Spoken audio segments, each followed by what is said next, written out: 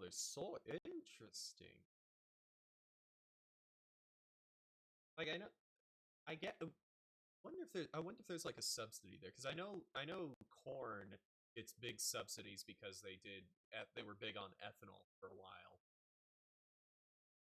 There was a bunch of controversy around that because it was like there's too much corn, not enough of anything else. You're just raising food prices, and then it turns out ethanol doesn't really help that much for the environment.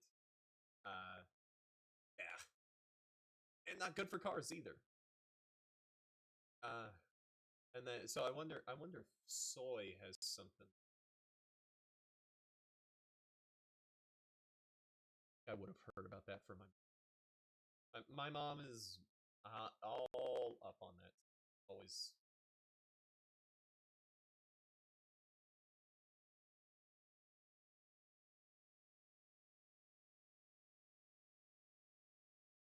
Really good.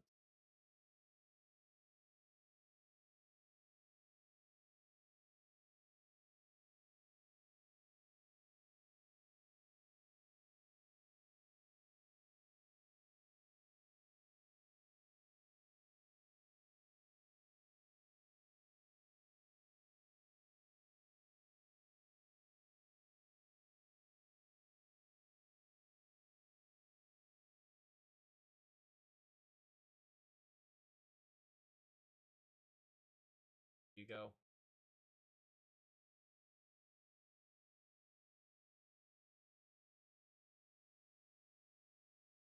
Surprising.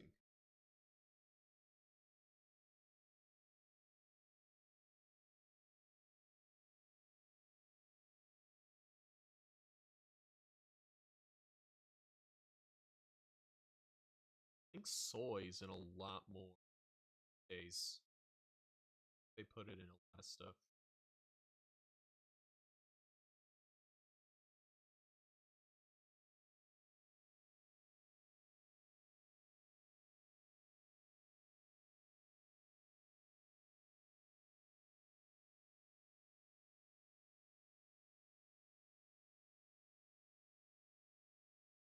We are on the pre-show screen. I have that now.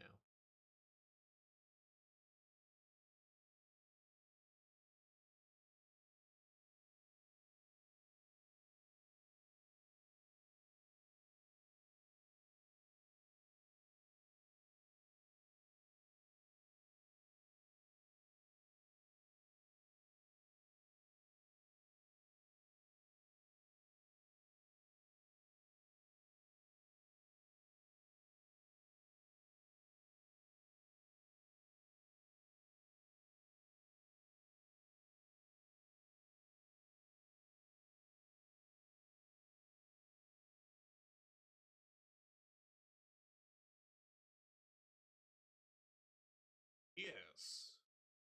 Food get.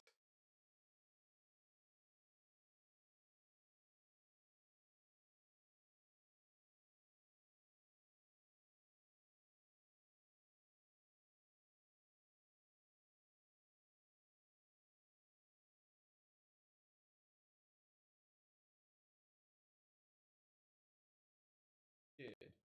Said he'd be a little later.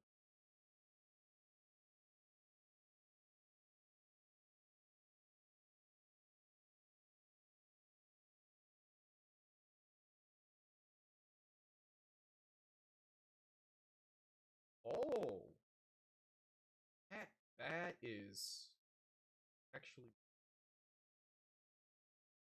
saw saw a post on Twitter that was like make more babies, and it has a bunch of like things that are going wrong with low birth rates around the world.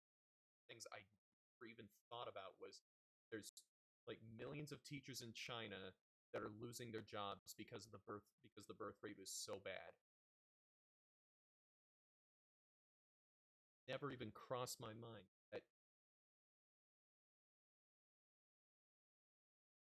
Whereas in America, they beg people to be teachers because nobody wants to do it with these dang kids.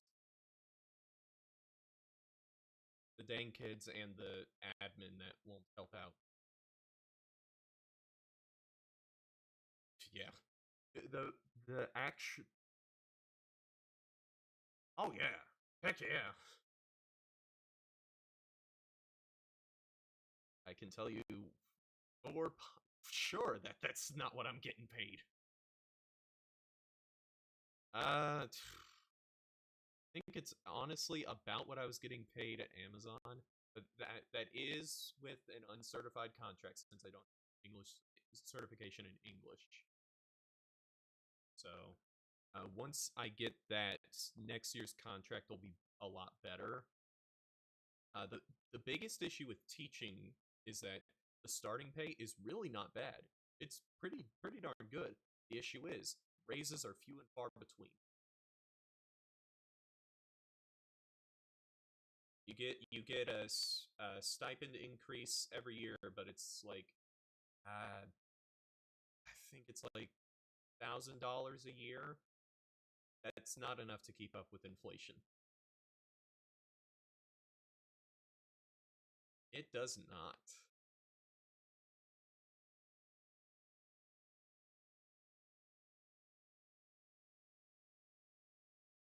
Basically, essentially, just like hey, just like everybody else.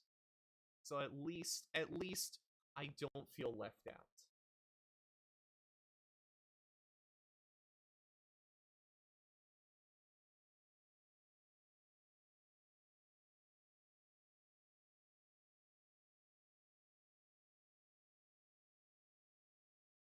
Eh,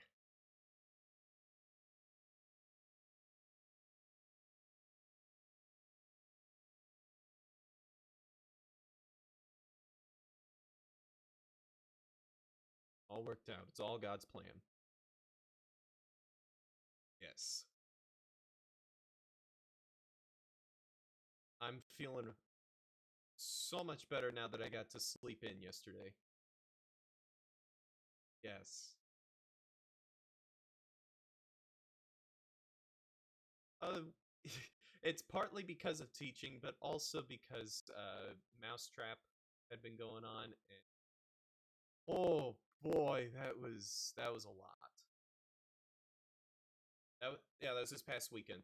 This past weekend, and just the one weekend went really well. I mean, I'll talk more about it on the podcast. Hey,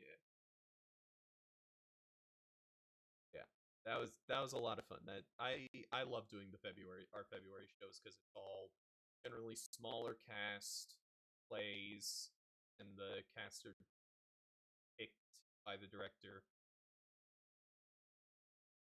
It's a lot of fun.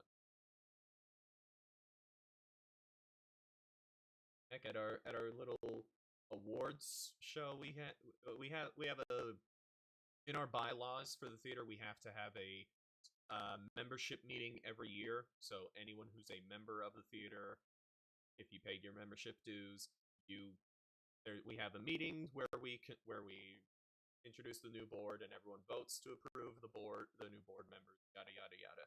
But we just turn it into a gala, not have fun with it, and we have like an award show and everything.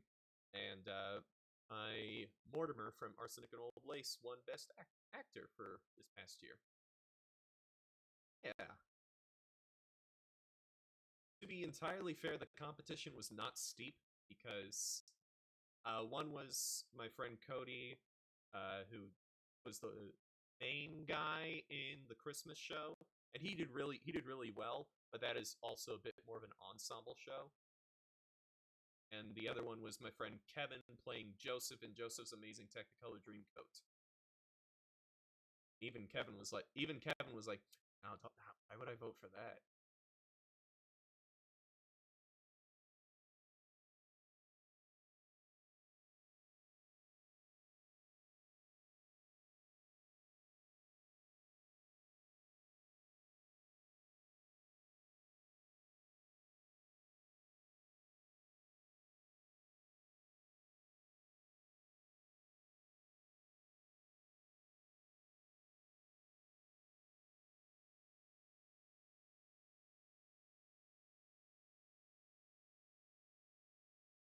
Mm-hmm.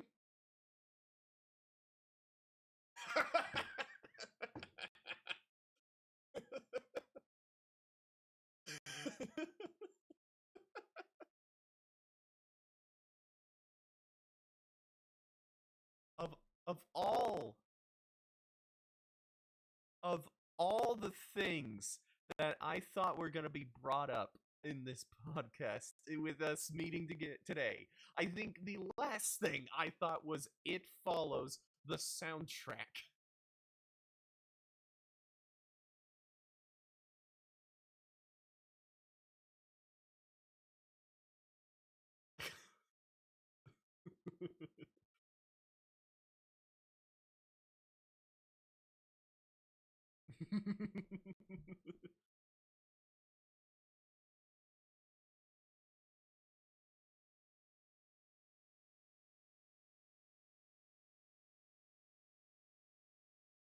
maybe they can maybe they can not screw up the ending like they did with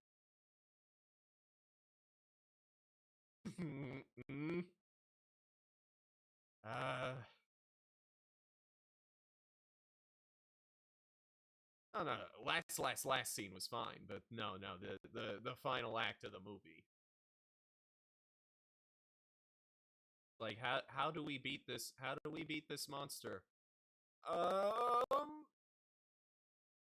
just kill it.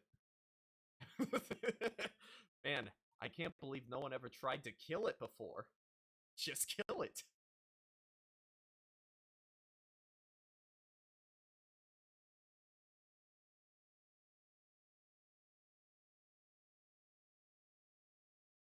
Had anyone ever tried just shooting it? it I can't. You can tell this monster never went to Texas because nobody's tried shooting it.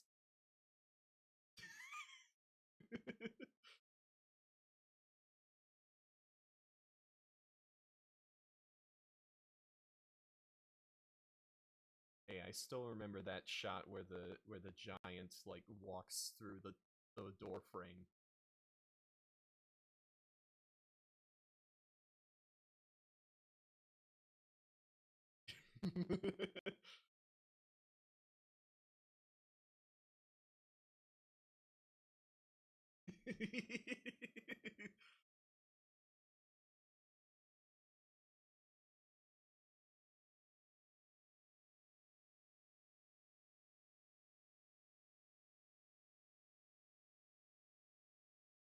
wasn't the That wasn't the same actor who played the giant in Twin Peaks, was it?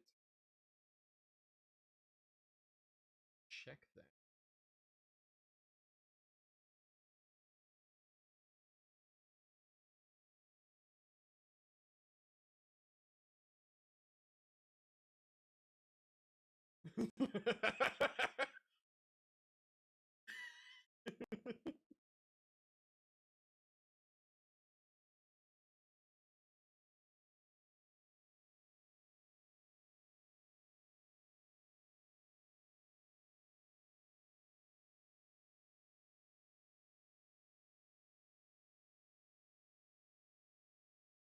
Oh, he is.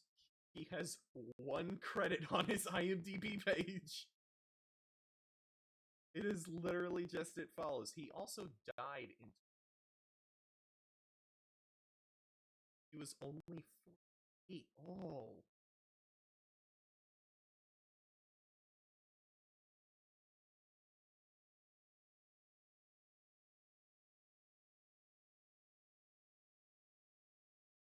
listen to this soundtrack.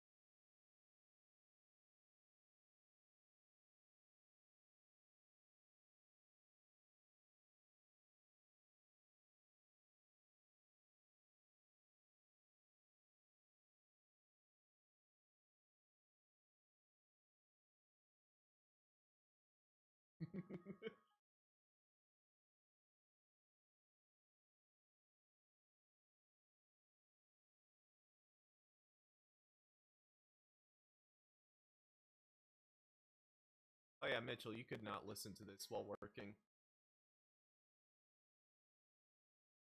This is like the theme of Stephen King. This feels like the theme of Children of the Corn.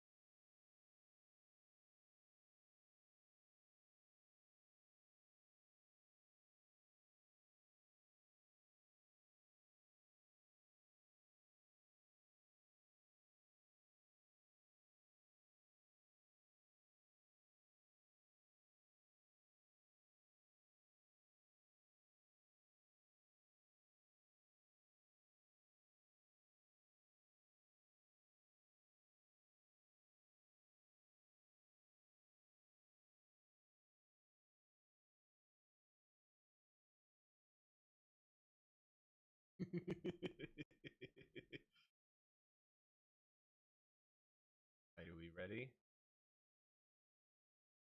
Right, well, we are now switching into our...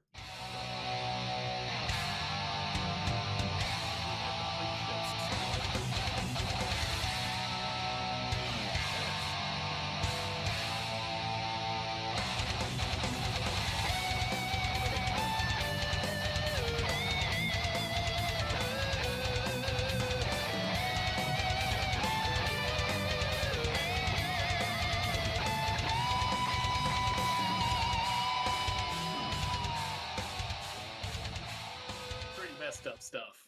Yeah. They didn't hear anything that we said about all those people. I don't know what y'all were talking about. I didn't say anything. They didn't hear us say anything incriminating. All right, good. So anyway, are we in now? Oh yeah, we are in now. So now if you say anything incriminating, that's on you. Fair enough. Cool. I have 13 bodies in the basement. Here's where I was on November the 18th, 2013 at exactly 10 o'clock in the morning. Here's where I was on September 11th, 2001. Oh god. Here's my exact geographical position. And if you look closely, you can see it moving rapidly. I've already got your IP address. I was a 4-year-old terrorist. I was literally my folks always talk to me about this. My mom gets mad at me because she's like, you mean you don't remember where you were on 9/11? And I'm like, no. And she's like, we were taking you to the dentist because you busted up one of your fillings super early in the morning. And then we got there, and then it happened, and you were constantly asking me, why are we going home? Why are we taking my brother home? What's going on? I'm pretty sure I was getting a haircut at like a Great Clips that day. And here's what I remember is that suddenly the entire room got super quiet. So I looked up at the TV news, and it was a building on fire. And at 5 years old, all I thought was, buildings catch on fire all the time. That's what the fire department's for. And I went back to playing with like the Lincoln Logs. No! In my defense, I was 5. Oh, Biggie, that pull out the ladder. Oh, no. Pull out the ladder. That's what the fire department's for. It's fine. Don't worry about it. I vaguely remember like images, but I know that my mom and my best friend's mom both like called each other and were like, we're getting them from school, yeah, and then Dang, what a time! What What I a have a time. zero recollection, and I've never been told what I was doing on that day. So Dang. Honestly, probably for the better. Mhm. I was You know, probably just chilling. Oh yeah. honestly, yeah. And they can't like when I was in college, they had like little signs up on the dorm that were like, "Hey, do you remember where you were when 9/11?"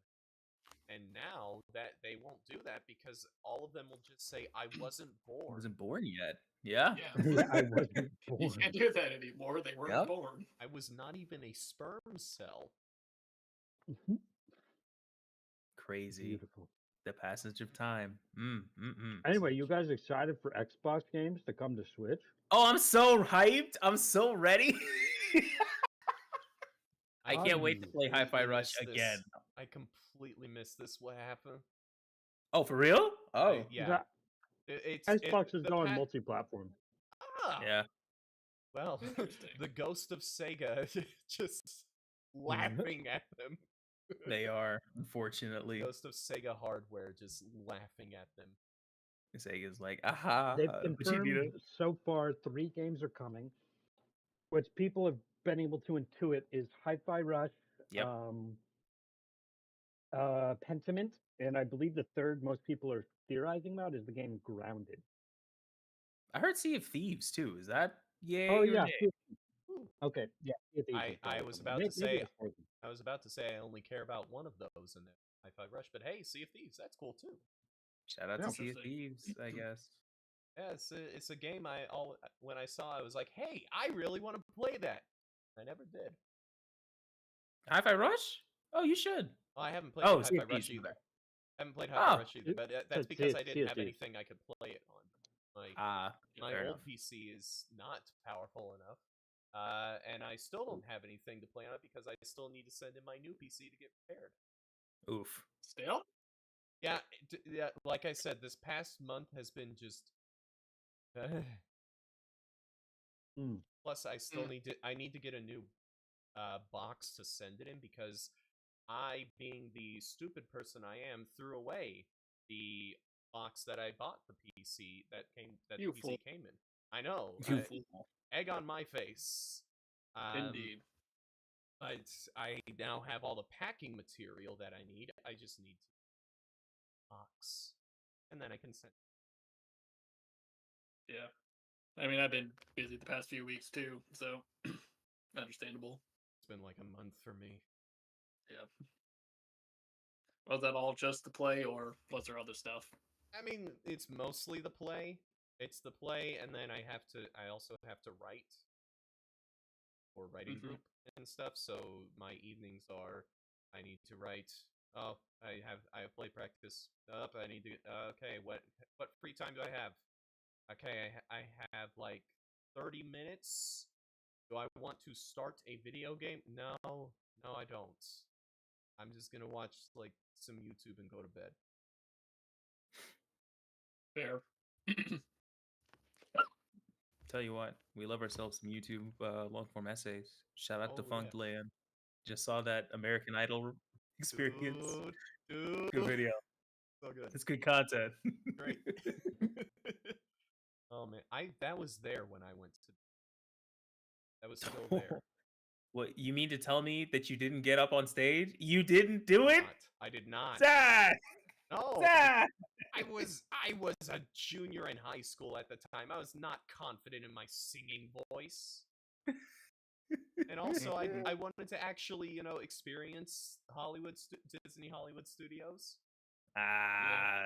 Take 6 hours out of your day and do it. You could have gone on American Idol.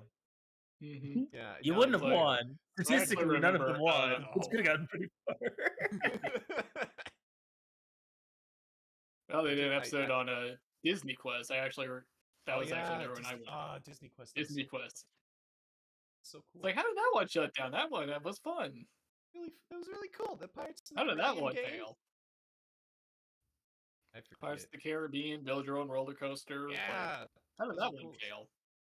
So cool because it cost a lot to run and didn't make enough money, and now said no. Okay, but like, how did that not make enough money? Because they 'Cause it couldn't was cool. advertise it. Because it wasn't in one of the parks. It was on the freaking Riverwalk. I forget what they call Oh it. yeah. Yeah, it was kind of situated somewhere weird, I think. It was out of the way, and you still had to pay money to get in. So Oh yeah, and extra money. That would do it. yeah. And So in other words, they were stupid. it was like, let's try to be Dave and Buster's, but let's not run business like Dave and Buster's. Yeah. Ah, darn. Really stinks. You know, sometimes Disney has cool ideas and then they just burn them to the... That's business. That's business. No immediate return on investment. Get out of Get rid of it. Get rid of it. Get it out of here right now. All right, take away the American Idol thing. Let's put a Frozen thing in there. That's literally what they do. I mean, that's gonna make money though. Hey, Frozen. Look me in the eyes and tell me that won't make money. Well, we put Frozen in there temporarily. Okay. Whoa, that made us a bunch of money. Okay, Well, let's keep put it it in back there. in. Let's leave it in there. This is now the Frozen attraction.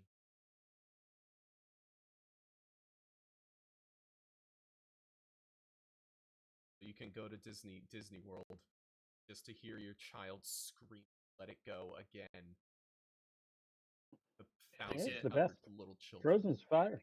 I'll die on the Frozen cross here. I like Frozen. Frozen. I mean, yeah.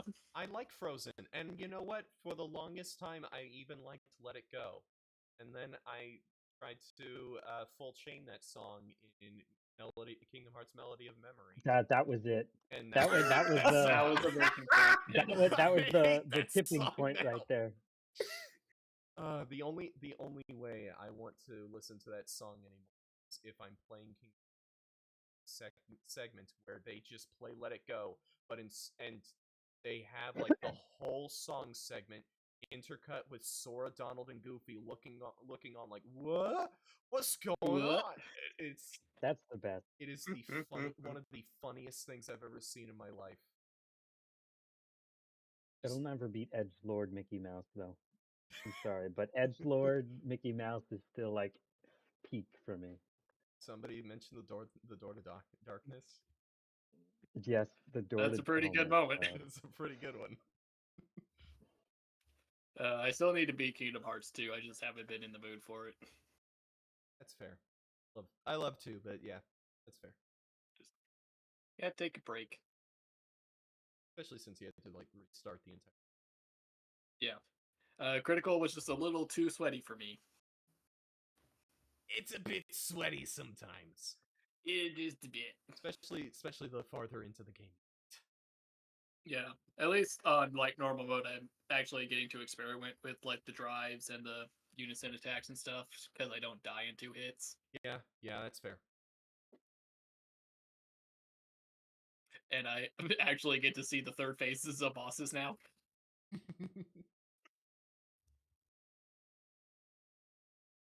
Yeah, because you're not just killing them too quickly. Yeah.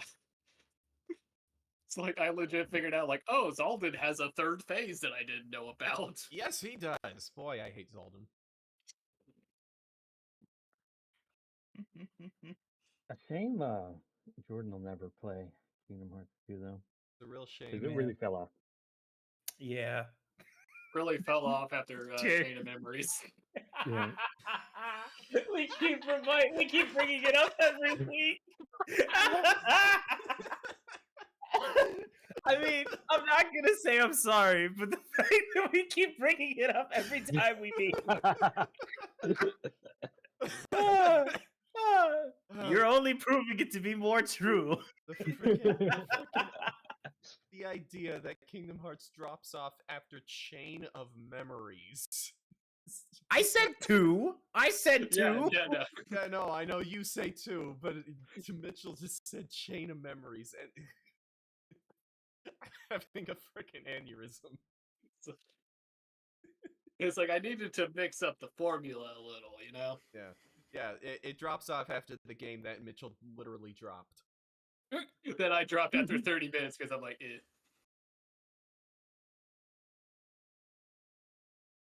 Oh, that was yes. I'm gonna keep bringing it up until the day you die, Drew. I will be next to you on your deathbed, and I'll be like, "Hey, don't you just hate how Kingdom Hearts dropped off after 2?" I'll be like, totally.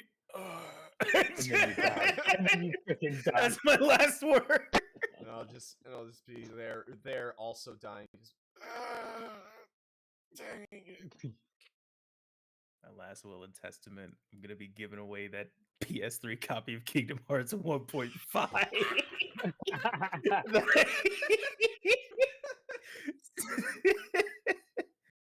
uh, Oh my god. And Jordan, didn't you play Dream Drop Distance? I did. Yeah, I played that issue on release. I I had no clue what was going on. Oh. Thankfully, they had the what's it called? The recap. They had like they had like the recap that you could read. So like I just sat there for an afternoon in game just reading the plot and just being like, what the hell? What? Nobody's. Dude, What? it's a plot that makes no sense when someone just tells it to you. Yeah, it was one of those plots where I was just like, I'm sure this makes a lot more sense if I'm playing the game. Oh, yeah, I get not really, but like it does, you know. It does. If you It's watch, like Shakespeare, you know. if you watch a 12-hour long video in Kingdom Hearts lore, then you can understand it. The thing that really helped me with the Kingdom Hearts lore was that that Word document. That's just like the that not the Word document, the Google Doc that's shareable. That's literally just this guy is a sender under this guy, and this guy wants this guy dead, but this guy wants the Keyblade, and that document really helped me out. I should find that. I should really find it. This character is Sora. This character is also Sora. This character is Xehanort. This character is also Xehanort. All these characters are either Sora or Xehanort. Oh. I think I might have found it. Yup. Oh, no. I love that this is a public document. For your viewing pleasure, there you go. Have at it. I'm gonna need it. Oh. Just post it in the Discord. Oh, dear Lord. Hello there, Robert. Say hi. How many pages is this? So many pages. Are you kidding me? 46 pages. 46 pages. 46 pages. These guys.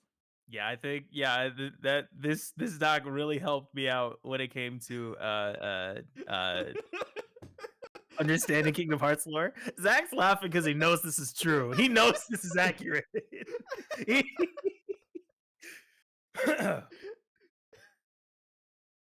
Oh my god. It's my favorite thing. It's one of my favorite things, I gotta say. Truly. Yeah, I'm gonna need this. There you go. There you go. Don't read too far, Mitchell. You'll spoil yourself. I'm gonna download it for now because I'm gonna need it after I'm done playing the games. Fair enough. It'll set you on the right track. I'm like, okay, cool. I beat Kingdom Hearts 3. What the hell happened? It's incredible. I'm so happy I could share this document with you all. Just to just to set y'all on the right track. God. So anyway, should we actually talk about what we've done? Absolutely. Aaron,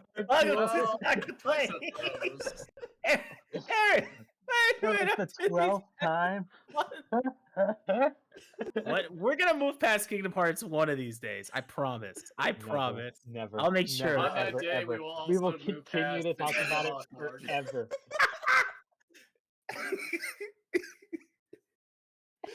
On our deathbeds, we will still be talking about Kingdom Hearts dropping off after 2, smack talking Nathaniel Hawthorne, and Persona and Xenoblade. That's the podcast. Thanks, everybody. That's the podcast. We're just looping it around.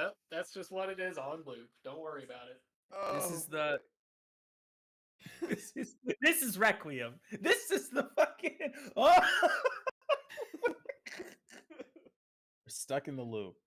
Aaron, what have you been up to these past couple of weeks? Okay, Jordan, thank you for yeah, that document. baby. Okay, so to discuss, let's talk about the stuff that I did and things. Oh, Right? okay. That's Okay. pretty good. Okie dokie. So watch. First, I watched The Boy and the Heron from Studio Hey. Ghibli. Yeah. Really good. I really enjoyed The Boy and the Heron. It was great. It's a good movie. Very creative. Very love the art. It's very colorful, very creative. I loved all the different designs for things. It's like, dang, they're really flexing their stuff over there at Studio Ghibli. Love it. After that, I watched with my girlfriend RRR. Yeah. Now, I'm not sure if Mitchell and Zach, you guys are familiar with RRR. So it is a Bollywood movie dialed up to 11. It's insane.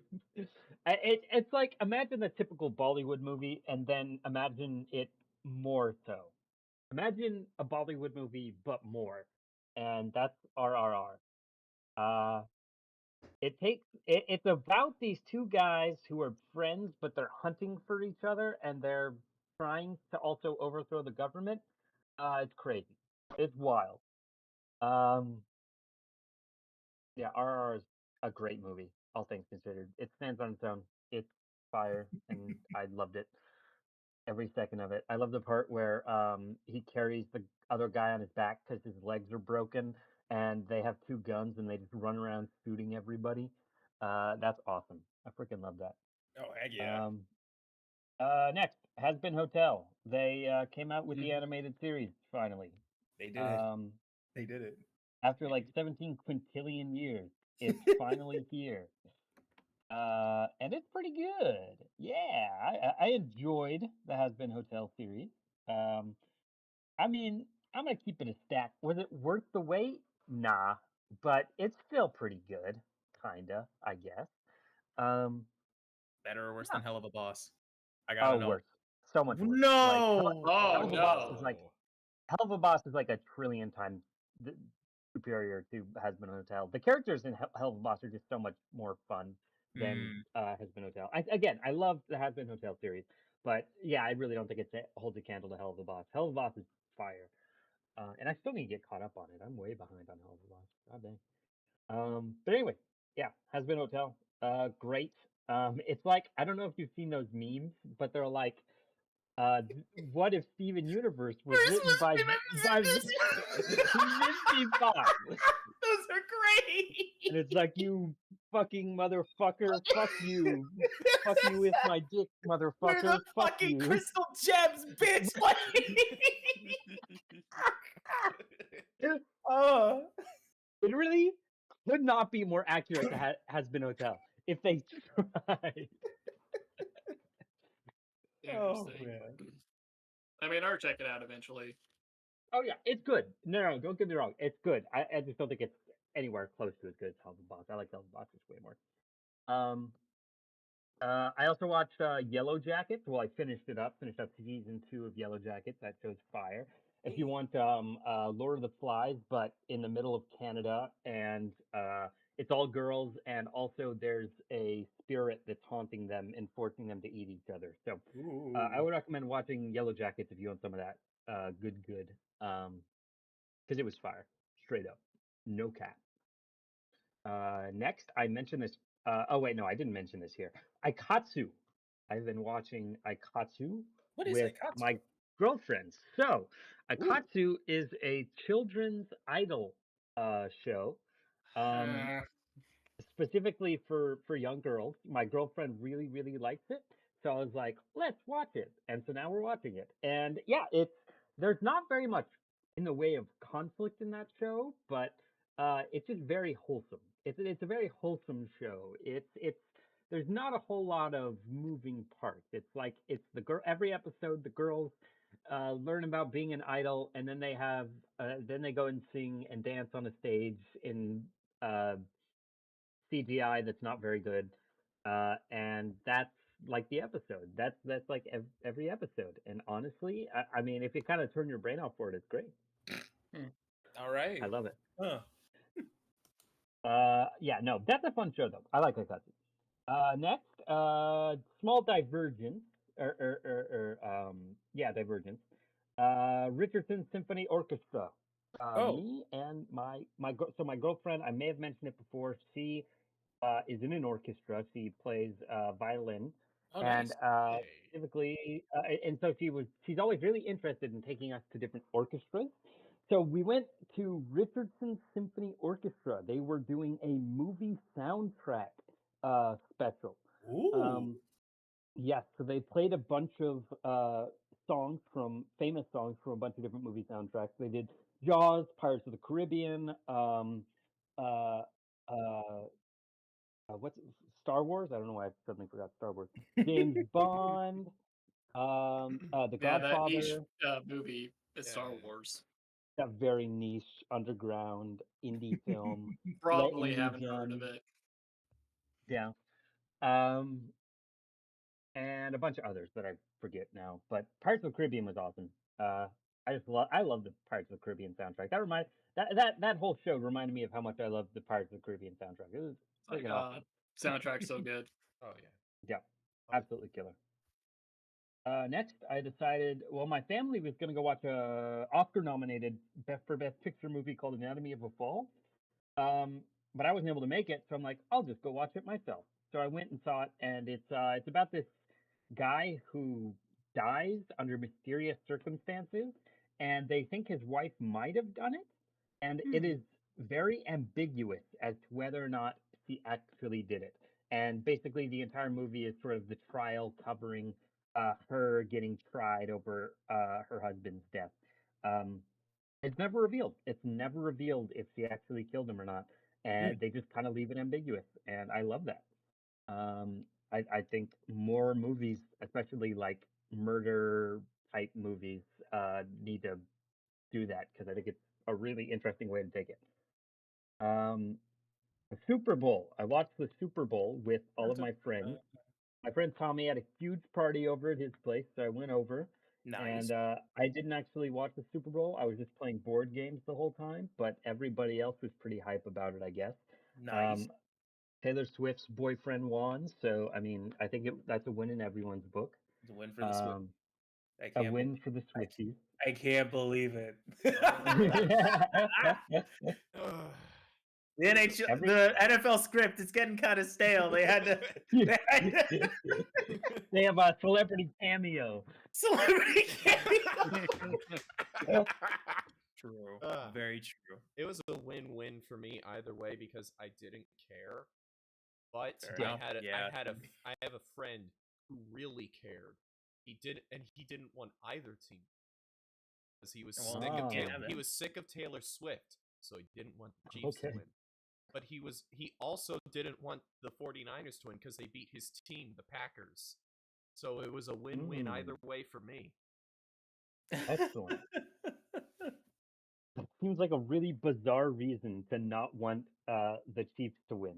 Like, oh yeah, I hate Taylor Swift. She's over here chilling, but like, yeah, I just want him to lose. Yeah, I think it's more that he's sick of watching every football game with like 20 minutes dedicated to cuts to Taylor Swift in the stands. Oh yeah. Well, I mean, it's not really that much. They cut to her a couple times in the Super Bowl, but that's pretty much it. Well, I mean, it's the Super Bowl. They don't. People are going to watch the Super Bowl anyway. They don't need to cut to Taylor all the time for the ratings.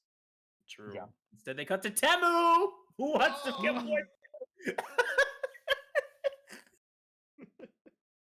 So yeah, beginning of the night, I asked my cousin, who's very into sports, hey, who's going to win the Super Bowl? And he said, oh, the Chiefs are going to win. And I said, cool, thanks. And after they won, I messaged him back, just won $50K tonight. Thanks, Doug. R.I.P. all the fathers who bet their entire family savings on that game and chose incorrectly. I Gambling own them problem? now. They are indebted to me. You contain all their debts now. Look at me. I am the captain now. But anyway, Super Bowl was great. I just said, yeah, Chiefs, because everybody else in the room was rooting for the Chiefs. So I'm like, cool. Everybody hates the 49ers, so we may as well just go for the Chiefs. Fair enough. And they won. So good stuff. Good going, Chiefs. Congratulations. Um, and then last thing I watched, which is my favorite anime I have watched in years and years and years and years, probably since Attack on Titan, honestly, back in like 2020 when I watched that. I feel like I might know. Solo Leveling. Oh, no, fine. Solo Leveling is fire. It is incredibly, incredibly, incredibly fire. Absolutely. If you want the juice that you got out of like Attack on Titan, like the pure like shonen like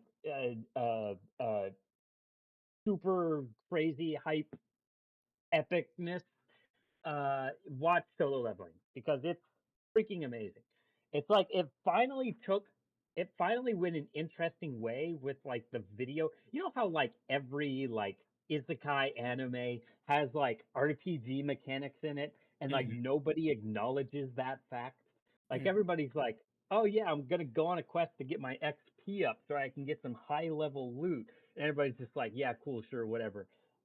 Solo Leveling actually is like, wait a minute, there's some video game mechanics here, but why?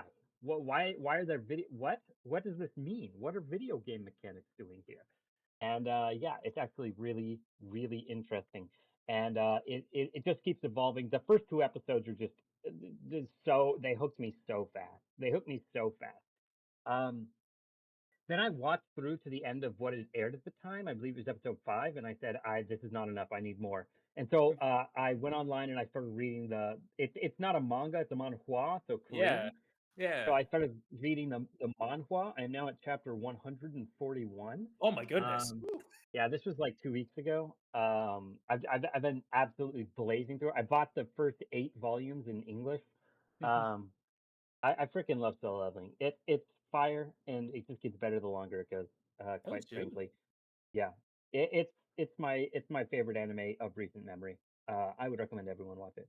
Oh wow. Nice. Yeah. Anyway, that's all I watched. In terms of things I've played, I finished up Lies of P. Lies of Yeah. Timothy Chalamet. Lies of You did it. P. Timothy Chalamet. Shimmy, shimmy. Great game. Great game. Yes. One of the best Souls likes ever made, probably. Definitely. Best one not yeah. made by FromSoft. Oh, easily, hands down, the best one not made by FromSoft, and I don't think that's close. Lies of P is fantastic, utterly fantastic. I loved it from beginning to end. It was so much fun, and the world was so interesting. I just got more interested the more I played. So freaking good, so freaking good. And I love the sequel bait at the end there with the name drop of yet another classic literature character. Yes. Truths of Q. It's a few. Wait, who's Q? Yeah, but that's a good I question. I don't know. Let's just say the sequel will have a new classic literary character in it as probably the protagonist, but we're not sure yet. Yes. Fair enough. Either that or DLC. I'm not sure. I've heard speculation that the green Wayfinder is going to be where the DLC goes. Since it's Oh, green, okay. I could see that. it's That makes green. sense, actually. Oh. That does make a lot of sense, actually. Okay, and so that's Liza P. Next, Prince of Persia, the new Prince of Persia game. Hey. When did we get that? How is it? Oh, it's fire! It's Oh. great fire, brother. It is. It's really freaking good. It's one of the better Metroidvanias I've played in a long time. Well, definitely the best since I played Metroid Dread, which was I guess not including Metroid Prime Remastered, but I already had played that before, so it didn't matter. Love that game. Love that game. Yeah, Metroid Prime Remastered is fire. Prince of Persia. If you like Metroidvanias, Yes. play Prince of Persia, the new Prince of Persia. I forget the name. I forget the subtitle for it, but Got it. it's fire. It's so good. From beginning to end. The time looping mechanics are awesome. Love all the different upgrades that you get throughout the game. Really creative and interesting world, and the whole narrative that's going on in the background is great and really interesting. So yeah, I really enjoyed Prince of Persia. Nice. Yeah. Next, I played a little bit of Overwatch 2. Overwatch. Whether or not that was a good idea remains to be seen. Overwatch 2 is fun, but man, oh man, oh man, there's no game that just sets me off as much as Overwatch 2 does. And maybe Titanfall 2, but that's like it. I get so angry playing Overwatch 2, and I'm like, I can't do this anymore. I just after a while, I was just like, I can't. I'm getting so angry. I can't keep playing this. I'm just gonna keep getting angry. Like awful. It's awful. I can't do it. I just can't do it. So I had to stop playing it after a while because I'm like I can't. Next, a game you all know and love, the classic, the tried and true, now remastered and remade for a new generation, Persona 3 Reloaded. Oh man. Yeah. Oh boy. Here we go. Here we go. Reloaded. Reloaded. Reloaded. Yeah, it's fire. Oh god, it's so freaking good. What the heck? Hey, dude, this game's awesome. What the heck? What the heck? Why didn't anybody tell me how good and awesome this game was? Why didn't anybody over the course of several months on this podcast tell me how good Persona 3 was? I don't know, man. I mean, I just assumed it was understood. I don't know what you're talking about. I couldn't stop telling you how amazing, specifically how amazing Persona 3. Jordan just would never every week. Like Jordan Yep, was talking every about week. the way I talk about Kingdom Hearts. Yeah, pretty Exactly. He's like, it fell off after Persona 3. It fell off after Persona 2. Dude, if you go onto the SMT subreddit and start talking like that, you'll make some friends right away. Persona really fell off after 2. Oh yeah. He's honestly the best game in the series, in my humble opinion. Yeah, I no, mean, I don't even know what it's about, but it's probably the best one in the series. yeah, no, I'm definitely gonna have to play it at some point after I beat 5 Royal. I've heard it's not good, but so I've never touched it, so I have no clue. Which one, 5? No, 2.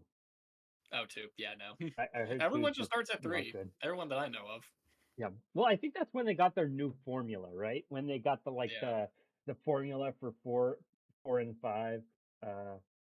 That's kind of when they started. Before, I don't even know what the heck they were doing before. Nobody talks about Persona 1 or 2. They're just like, yeah, I guess these games exist probably. But yeah, Persona 3 is awesome. Persona 3 is great. How far are you in Persona 3? I'm at the second level of Tartarus. I think I'm middle of May.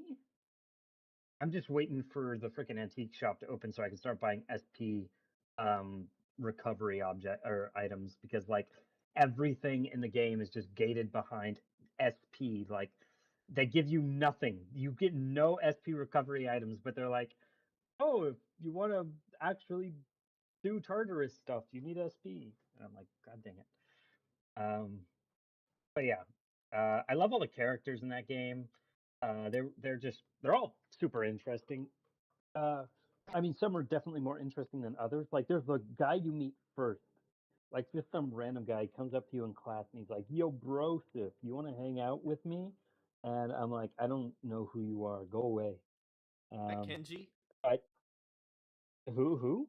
Kenji? I don't think so. The guy who I wants think he to has a bang longer his name. teacher? I don't think so. Okay. I do He hasn't not hung think out so. with him. He doesn't know. Oh my god.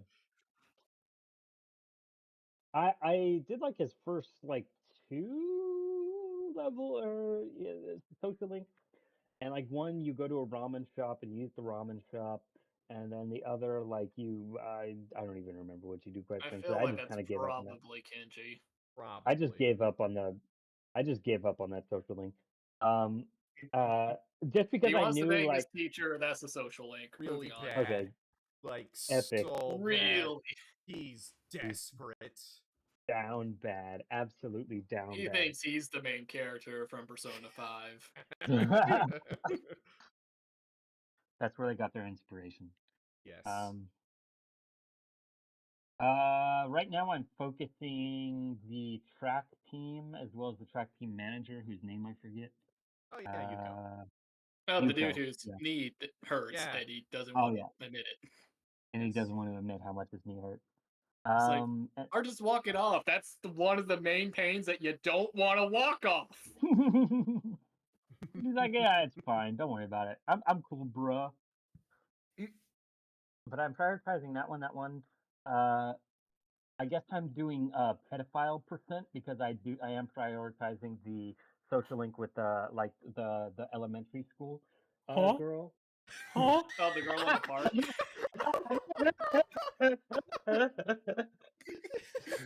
Jordan just said it, and I'm like, oh yeah, the girl in the park on Sundays or whatever. Yeah. Yeah. So yeah, there's a social link where you get to be with a little girl, and I'm like, well, this is kind of really creepy, but I guess he's just chilling and having a bad time because her parents are getting divorced. Dang. Yeah. Mm-hmm. Well. Yeah. But yeah, I call it pedophile percent because I'm like, why am I talking to this little girl? You know, you gotta help her out. I just gotta help her out. Hey, she came up I to think I'm you gonna and do. started talking. Yeah. That is true. That is true. Well, actually, no, that's not true. You have to go up and go out of your way to talk to her at the park. So. Tomato. I don't think Tomato's gonna hold up in court. But yeah, Tartarus sucks. I hate Unfortunately. Tartarus, man. Yes. Oh my god, what were they thinking? My gosh. It is such a slog.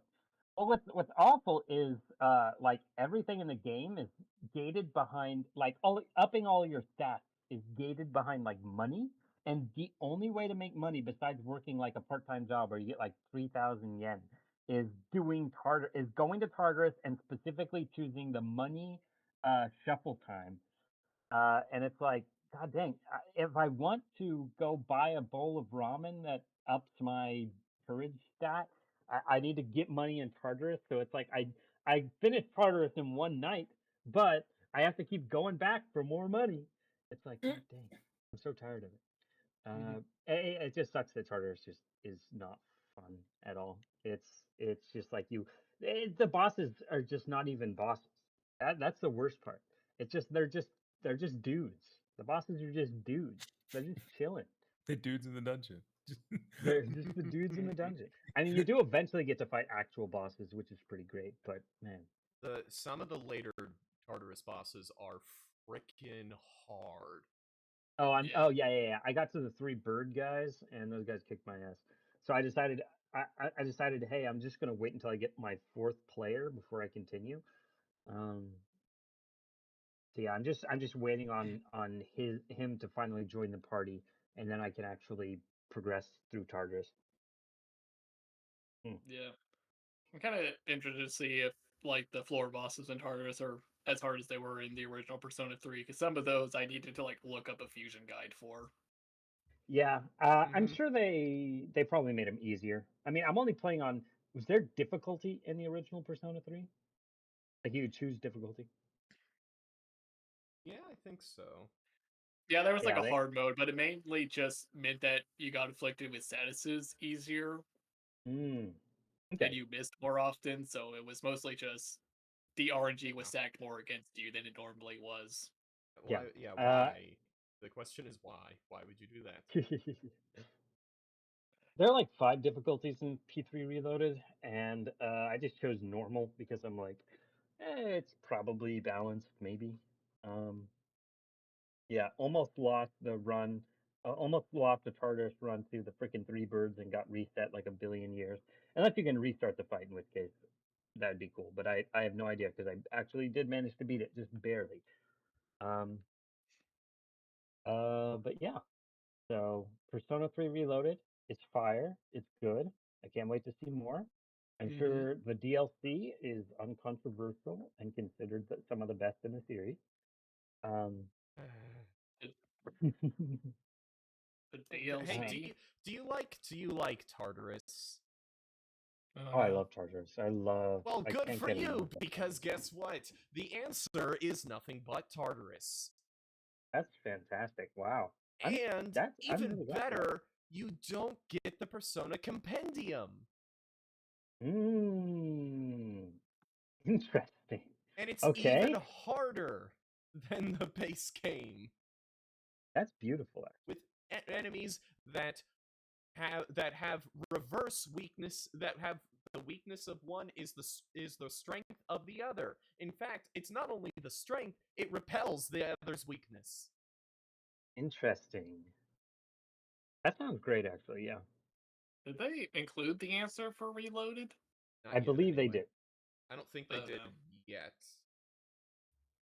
I know they were going to, at the very least. One check. Let me look this up. I don't see it. It just says base game. Oh, no. Yeah, it says it's not in there. Never mind. I guess I'll never play that, and I'll be glad to not ever play it. Like, I never did, and I don't feel like I missed anything, so... Here's the thing. I'll tell you this. Don't even watch the cutscenes. Act like the answer doesn't exist. I watched the cutscenes of the answer the day after I beat Persona 3, and Persona 3 has one of my favorite endings of any video game I've ever played. And it was soured by the answer. Oof. Nice. That's beautiful. Yeah, overall, game's great. Glad I'm playing it. Go on a date with Elizabeth. Elizabeth is the best. Watch out for Chihiro. She gets real scary real fast. I'm just waiting for the robot to show up, man. That's fair. Yes, Aigis. The best waifu. I want to fuck a robot. Hey, she's number 2. Huh? Huh? Please do not fuck the toaster. I don't think she has the parts for that. God damn it, no. I don't think they gave her the ability for that.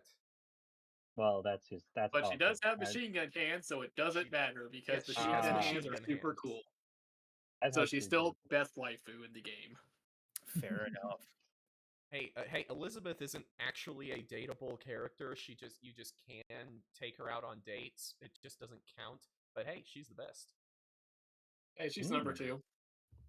Yeah, me and Mitchell basically agree. Almost. Yeah, just flip number 1 and number 2. Number 3 is Mitsuru. Yeah. Yes. Who's Mitsuru again? Is she the red hair? Red hair. Oh yeah. Apparently, I can agree to that. I like Mitsuru. Apparently, her new English voice actress is like, her voice is a dead ringer for the original. Which is really cool. Nice. I wouldn't know. I'm playing with. Surely they got someone better for Fuka though. No.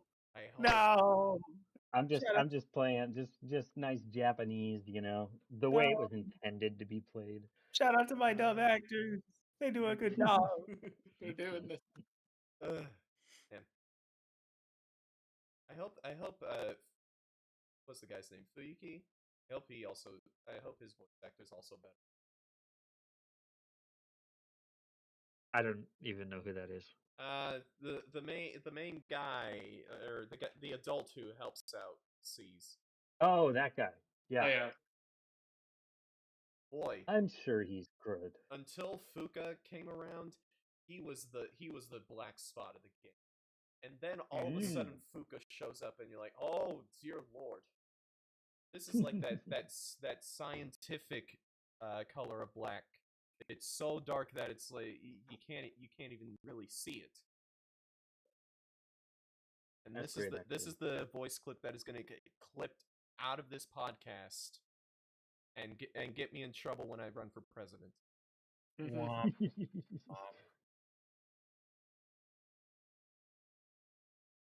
All right. So Persona 3 Reloaded, Well, yeah. you can always just claim it's AI these days. True, that's true. I There can't. you go. Just With say how fast it's it's advancing, the just claim robot. it's AI. Just say the robot from Persona 3 said it, not me. Robot did it. Persona 3, good game. Like it. Good game. Poggers. Pog. Good. Next, and most recently, in addition to Persona 3 Reloaded, I have also been playing Helldivers 2, baby. Oh, Ooh. Yes. Helldivers 2 is fire. It's a really good game. I have been having an absolute blast with it. For those who aren't aware, Helldivers 2 is basically like Earth Defense Force. Um, you fight a bunch of giant alien bugs, except there's a lot more team killing, and it's hilarious. Like you drop from the sky on your respawn, and like half the time you drop directly onto one of your teammates and kill them. It's great. Or you call in an orbital missile strike, and it just so happens that your teammate didn't see the giant laser beam coming out of the sky, and oh they no. walk right into it and get blown up. Yes, this did in fact happen to me while I was playing. Gotta be Yeah, more careful with those. you can either choose to fight a bunch of cyborgs or just alien bugs. It's like you're playing Starship Troopers. And in fact, that's the vibe of the game. The vibe of the game is basically Starship Troopers. Right And I'm on. here for it. Yeah. Yeah, the gunplay's really, really fun. The dialogue is utterly hilarious. Um, it's a good game. If you want just a game to just like play and you turn your brain off and have fun, it's a blast. Um, that's like the perfect podcast game. Or if you have a couple friends to get together and play that, oh my god, that'd be so much fun. Um, I just been playing solo because nobody I know has it yet. Oh, except for my friend Derek. Actually, he just got that. I need to play with him sometime. Anyway, great game. Helldivers 2 is awesome. Play it if you want a good, fun multiplayer co-op game to play with your buds. Lastly, I'll just mention this in passing. Blood on the Clock Tower. I've mentioned it before. Like Werewolf or Mafia, you get a secret role, and then you try to kill the bad guys. Or if you're the bad guy, you try to kill the good guys. And that's the game. And I've been playing it a ton with my friends, and we get like 12 to 15 people every time we play it, and it's awesome. Um, yeah, good stuff. Next to what I've been reading, one thing, Oathbringer. I have been reading Oathbringer. Yeah. I am Bring it. now about 800 pages in, so about my 2/3 of the way done. I'm I'm approaching. Always I'm, forget. I am approaching the end. Not quite there, but we're getting there. Oh. Um, yeah, it's good. They're in Culinar right now, and they're doing stuff and things. Trying to infiltrate the cult.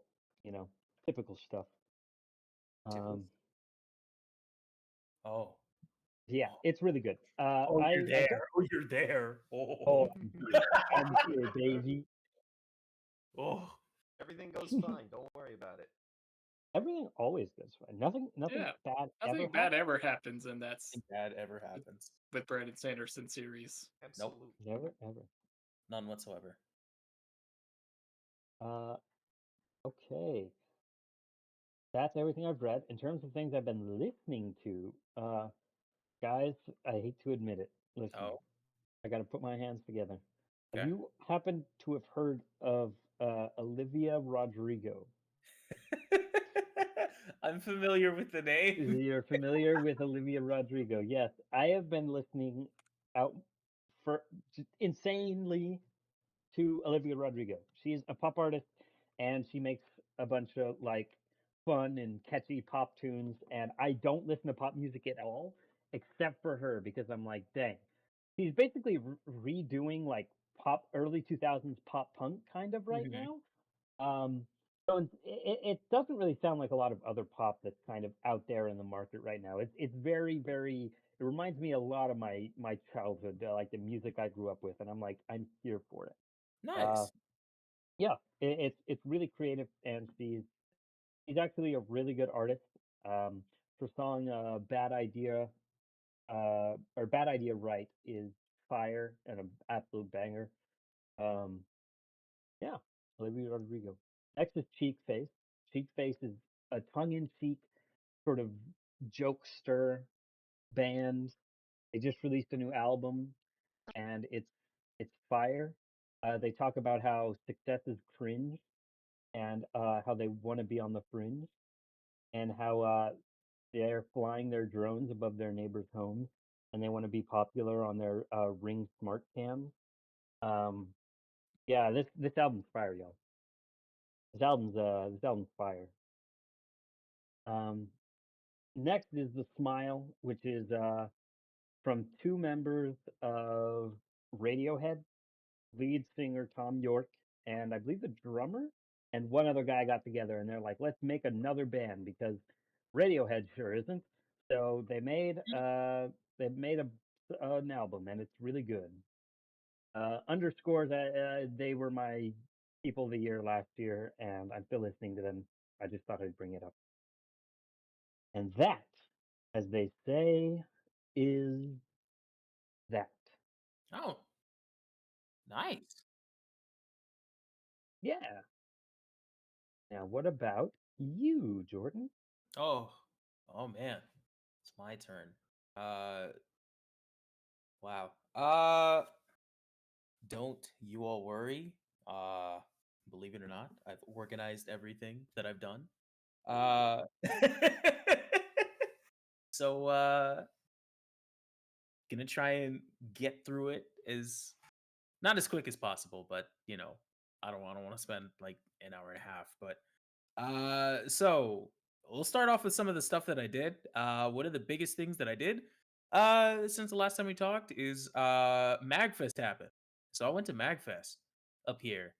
It's good stuff. It's a good convention. What is Magfest?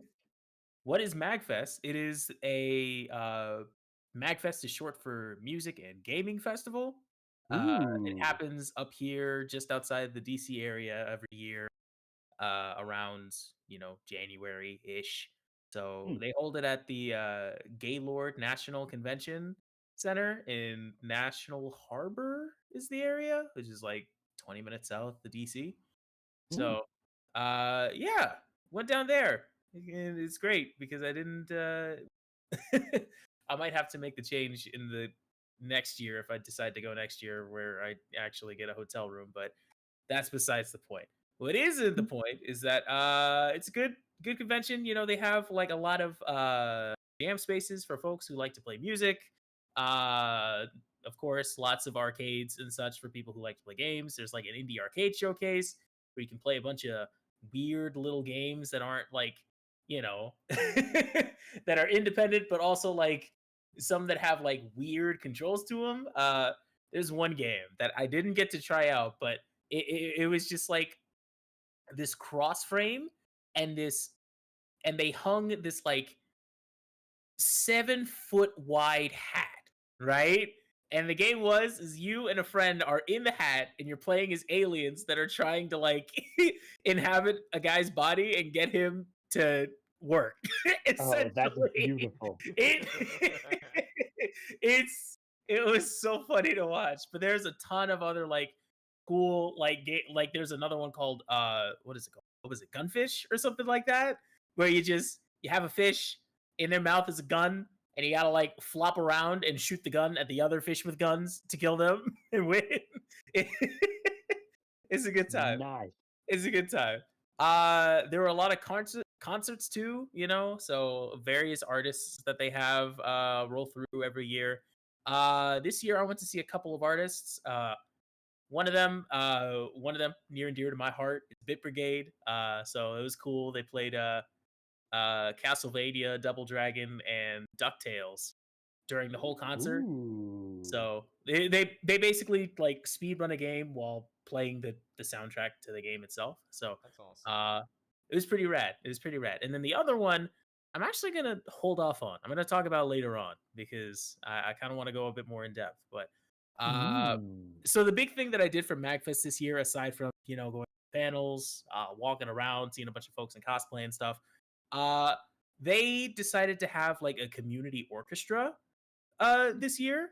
So it was a really interesting experience to have. I got to, meet a bunch of people, and what they did was that they basically brought a bunch of people together and did a bunch of soundtracks from games. And on Saturday morning, they basically we woke up everybody in the convention by just playing in the atrium. So I was in the choir because I am not musically gifted enough to play an instrument in an orchestra. But regardless, it was a lot of fun. It was so fun.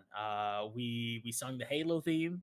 So of course I got to do the Oh. It's great.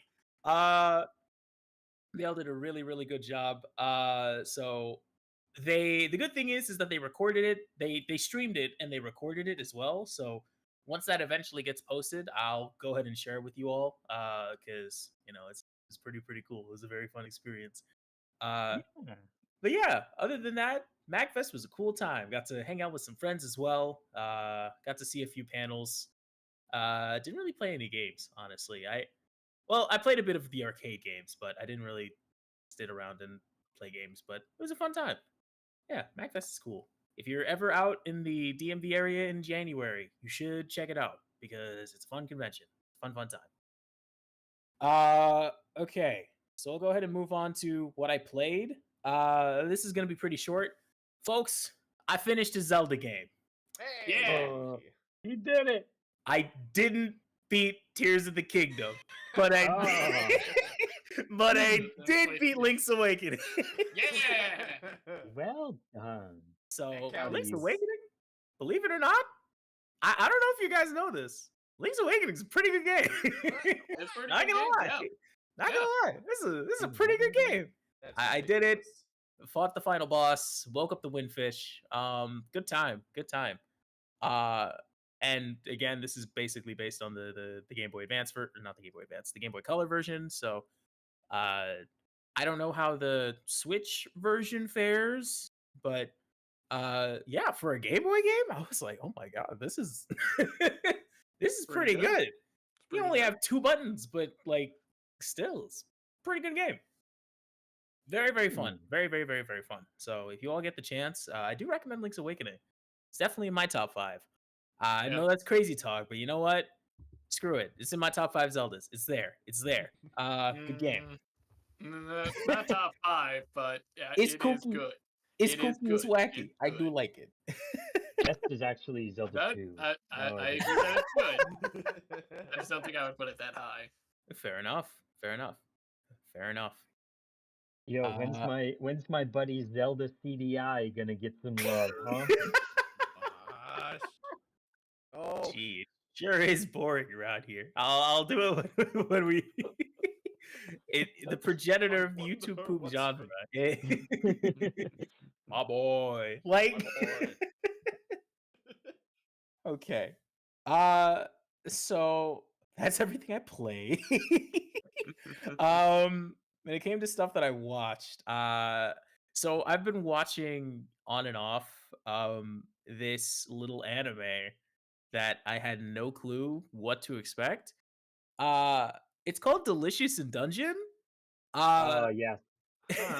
I've heard a little bit about that, yes. Yeah, I'm not too far into it, but it's pretty much just, hey, we're a adventuring party a la Dungeons and Dragons.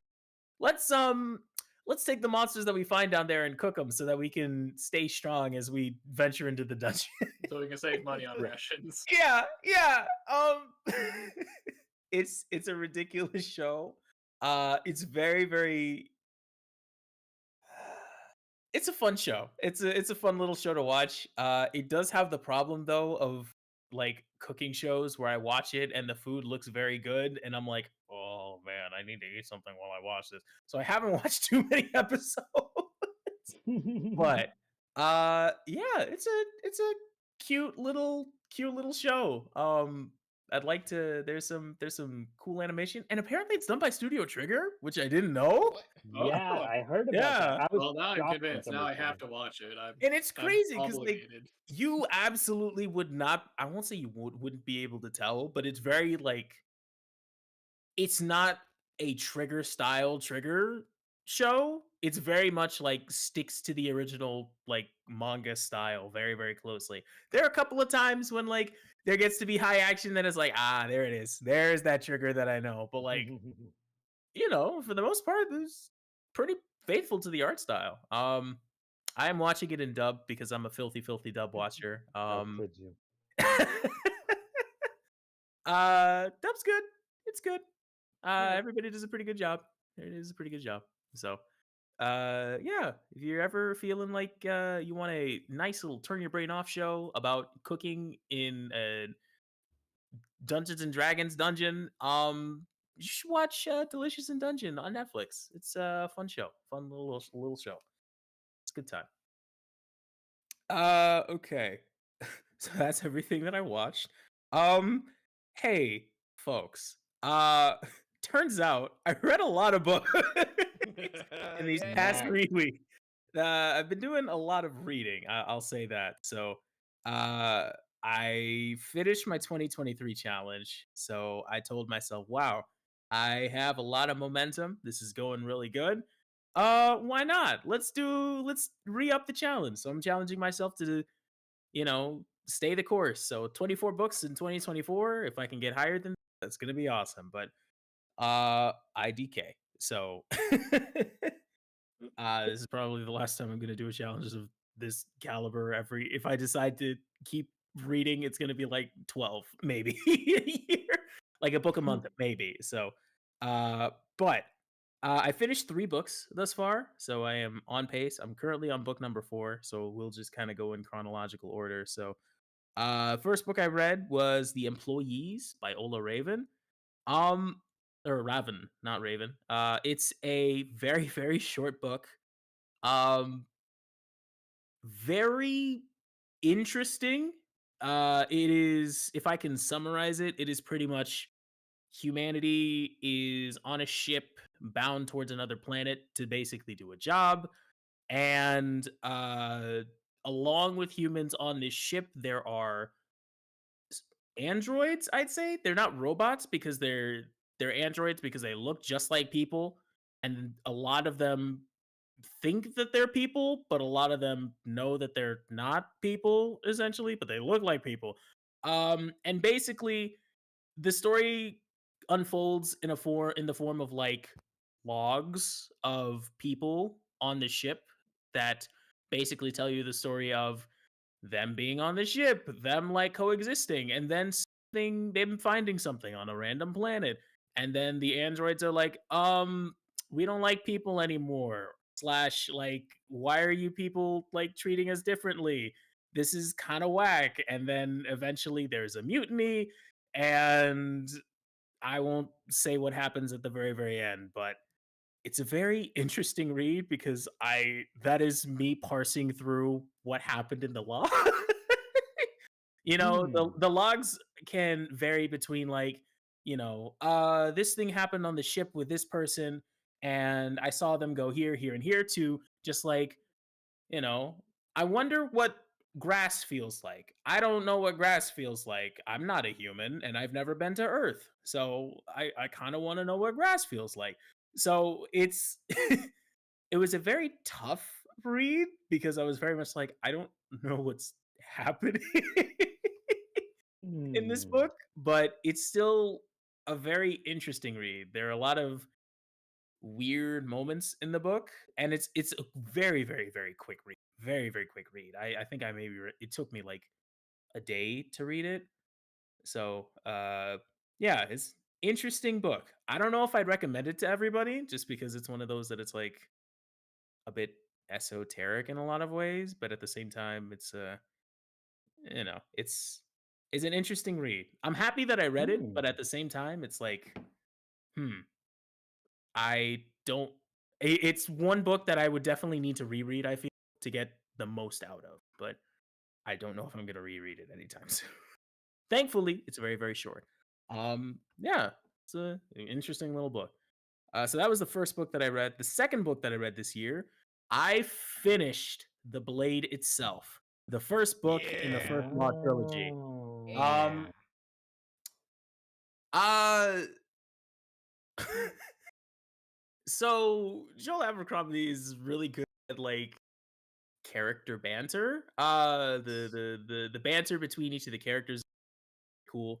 And you're kind of following a couple of characters. Each of them has kind of like questionable morals in one way. One's like the inquisitor for the government, who's like, oh yeah, who's been like crippled after, uh, you know, basically after being like the hotshot like knight of the realm, he something bad happens to him, and now he's like a crippled, like uh inquisitor, and so he's like real bitter, but he's always like thinking, and he's like really good at his job, but at the he's very like sardonic and kind of down.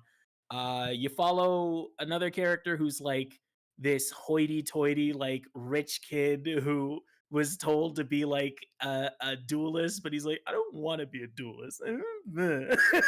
he's like, he's kind of a piece of shit.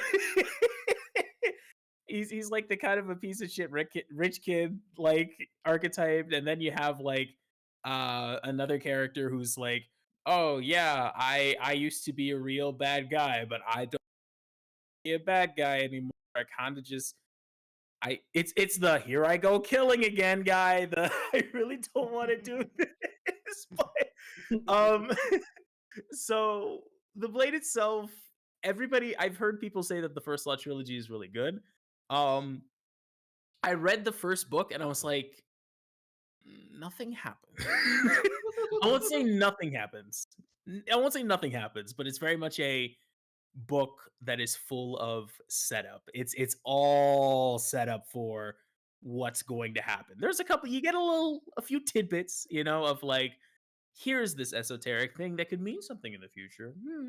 But all about the characters. it's all about the characters. And if you don't like the characters, you're not going to like the book. Thankfully, the characters are pretty good. So I kind of like them. So I'm kind of invested at this point. I got to see what happens next, but it'll be a while before I hop into the next book. So yeah, The Blade itself, pretty good. Pretty good. I enjoyed it. Took a little bit for me to like get going, but once we were there, I was like, okay, yeah. This is a fun trip. I'm just gonna sit here and I'm just gonna watch, see how these characters interact. This will be fun. This will be good. And it was. It was a good time. It was a very, very good time. I really enjoyed it. Yeah. Blade itself. It's a good book. The next book that I read, book number 3 that I finished, was I was assailed every time I walked into Barnes and Noble by this book's propaganda. And so I picked it up, falling victim to this book's propaganda. This book is The Wager, by David Gran. It is a nonfiction book about a ship that set off from England in the 1700s, essentially, in like the 1740s, and got shipwrecked off the coast of South America. And it's pretty much how did these people survive and what the hell happened on the island, right? It is Lord of the Flies, but actually really real. That was a good book. I I didn't expect to like it as much as I did, but it's very good because David Grant does a very, very good job of like this is what we know has happened based on like the research that he's done. He does a very good job of like weaving a narrative within like the information that is available to him. So it reads like, it reads like a shipwreck story, and like with twists and turns and backstabbing and slight cannibalism and mutiny, and it's pretty interesting. It gripped me. It kept my attention for quite a while. Oh, it's also worth mentioning David Gran is the guy who wrote Killers of the Flower Moon, the movie that Ah. got turned into a documentary, which, believe it or not, apparently Scorsese's actually supposed to make a The Wager movie. It's either a movie or a like a miniseries is what's planned for Apple Plus. So hasn't started filming yet, but expect that within the next few years. Can't wait till they get Leo to be the captain of the who that he got it shipwrecked. It's crazy, y'all, because it's like everything bad that could happen to this crew happened. And it's like, man, sailing back in the 1700s had to have been like the scariest thing. You're kidding me. Like some of the stuff that they mentioned in that book that they just like had to go through on the regular, insanity. No way. Keep me away from like the ocean. Keep me away from sailing vessels like that, dog. Not not because I'm scared of the boat, but because what's gonna happen when you're on the water? It's crazy. Um, but yeah, it's a really, really interesting story because like a few of the people get back, they make it back. Spoilers, I guess. Some of them make it back, so it's also interesting to see like the fallout after what happens. It's a very gripping novel in a lot of ways. I didn't expect to like it as much as I did, but yeah. If you feel like some historical nonfiction, check out The Wager. It is if you walk into your local Barnes and Noble, it's only their book of 2023. It's like, yeah, it's pretty good. Pretty good. I recommend checking it out. And so that leaves 2 more books, right? So one book, I was at Barnes and Noble yesterday, and I was like, y'all, I need to get back into manga, but I really don't want to pick up something that like I've already started reading. I need something new, but I need something that's not like 50 bajillion issues, right? Because I would like to try to uh keep my shelf storage to a minimum if I do start getting manga. So I was walking through the Barnes and Noble, right? And I was like, do I finally pick up the JoJo volumes? No, because I've already read them and like, I don't have the shelf space for them, so I might as well like wait on those. As much as I love them, I gotta wait. I gotta wait. Um, and then there was another hardcover that I saw. One for a series that I wanted to get into for quite some time, but haven't found a way in. Um, and I didn't know that they made a manga of this anime.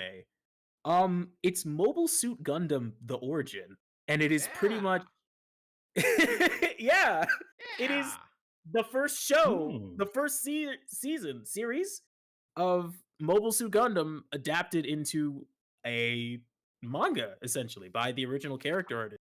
I want to say, I am not far in at all. I maybe just hit the first chapter. I maybe just finished the first chapter. It also helps that volume 1 has a very, very cool cover of like the mobile suit just like looming over like an orange sky, and it's a hardcover volume. It looks really nice. It looks really, really nice. So I was a sucker. I used my Barnes and Noble like Barnes and Noble rewards cash, and I was like, give me that, give it to me. So yeah, I'll be reading this occasionally. I'll be flipping through this occasionally because yeah, I've been needing a new manga to read, honestly. One that I have no clue about, one that I don't already know kind of the plot to. So it should be interesting. I'm kind of excited about it. Should be good. And lastly, folks, it's with a heavy heart that I say, for my 4th book in my reading challenge, I am starting to read once again Mistborn. There we go, baby. And folks, it took getting past the hump that is the first like 70 pages. I kind of like it. I kind of like it. I'm liking it. I just remember how hard it was first like 50 to 70 pages. I was like, this is kind of a slog. But once I got past that, I was like, okay, we're kind of settling in. Things are happening. Gears are moving. Characters are being introduced. I got the breakdown of the allomancy. I know how burning metals in your body works. So I need I need a diet that's high in iron now, so I can be pulling and pushing. Or sorry, iron and steel. Yeah, that's right. Yes. So I can be pulling and pushing.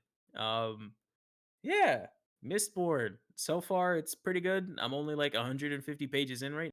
So, yeah, hopefully I want to finish this by the end of February so I can keep on track. But yeah, that's what I'm gonna be reading. I've got a bunch of other books on my shelf now, so should be interesting. I'm excited. I'm excited to finish Mistborn so I can actually talk to you all about it. Yeah. Should be good. Okay. So that's about everything that I've been reading. Let's move on to what I've been listening to.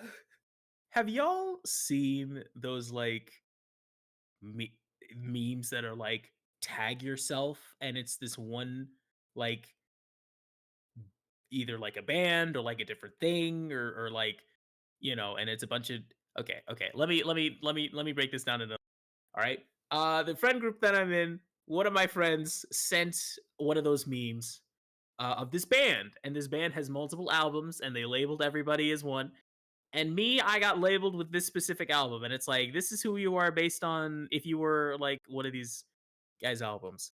The band in question is King Gizzard and the Lizard Wizard. I've There heard we of go, them. baby. There we go, baby. I got you. I got you, home slice. I'm right there with you, baby. And the album that was said, Jordan, this is your album, was Gumboot Soup. I actually haven't listened to that one. Yeah. Is it called Gun Boot Suit? Gumboot. Oh, there it is. There it is. Gum Boot Suit. Yeah. Yeah. I actually really like it. Wait, let's see what grade Melon gives it. What grade Melon gives it? Oh no, we can't be listening. He gave it a Melon. 7. He gave it a 7. Yeah, that's fair. He gave their most recent album like an 8 or a 9, though. Yeah, I don't know if I'm gonna listen to a bunch more King Gizzard and the Lizard Wizard. Not because I don't like them, but because I don't know.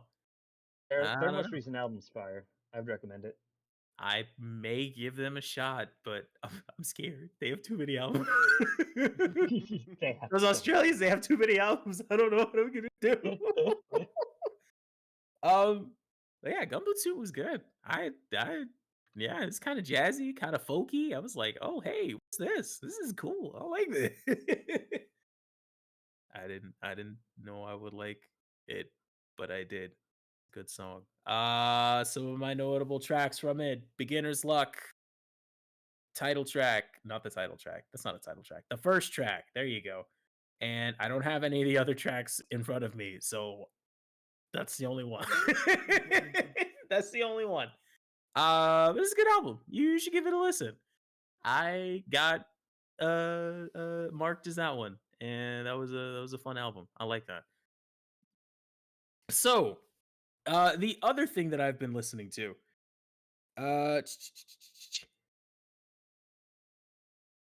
the other album that I was listening to, corresponds back to MagFest. So let's rewind for a little bit.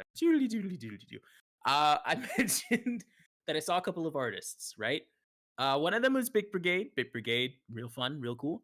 The other was an artist that I had no clue about. A friend of mine was like, "Yeah, we're going to these guys." I was like, "Who?" Like, come on, just come on. The artist was the Proto Men. I don't know if you all have heard of them, but I have not. They are they're this band out of like Tennessee, and they have a couple of albums, and their first 2 albums, which are what is it?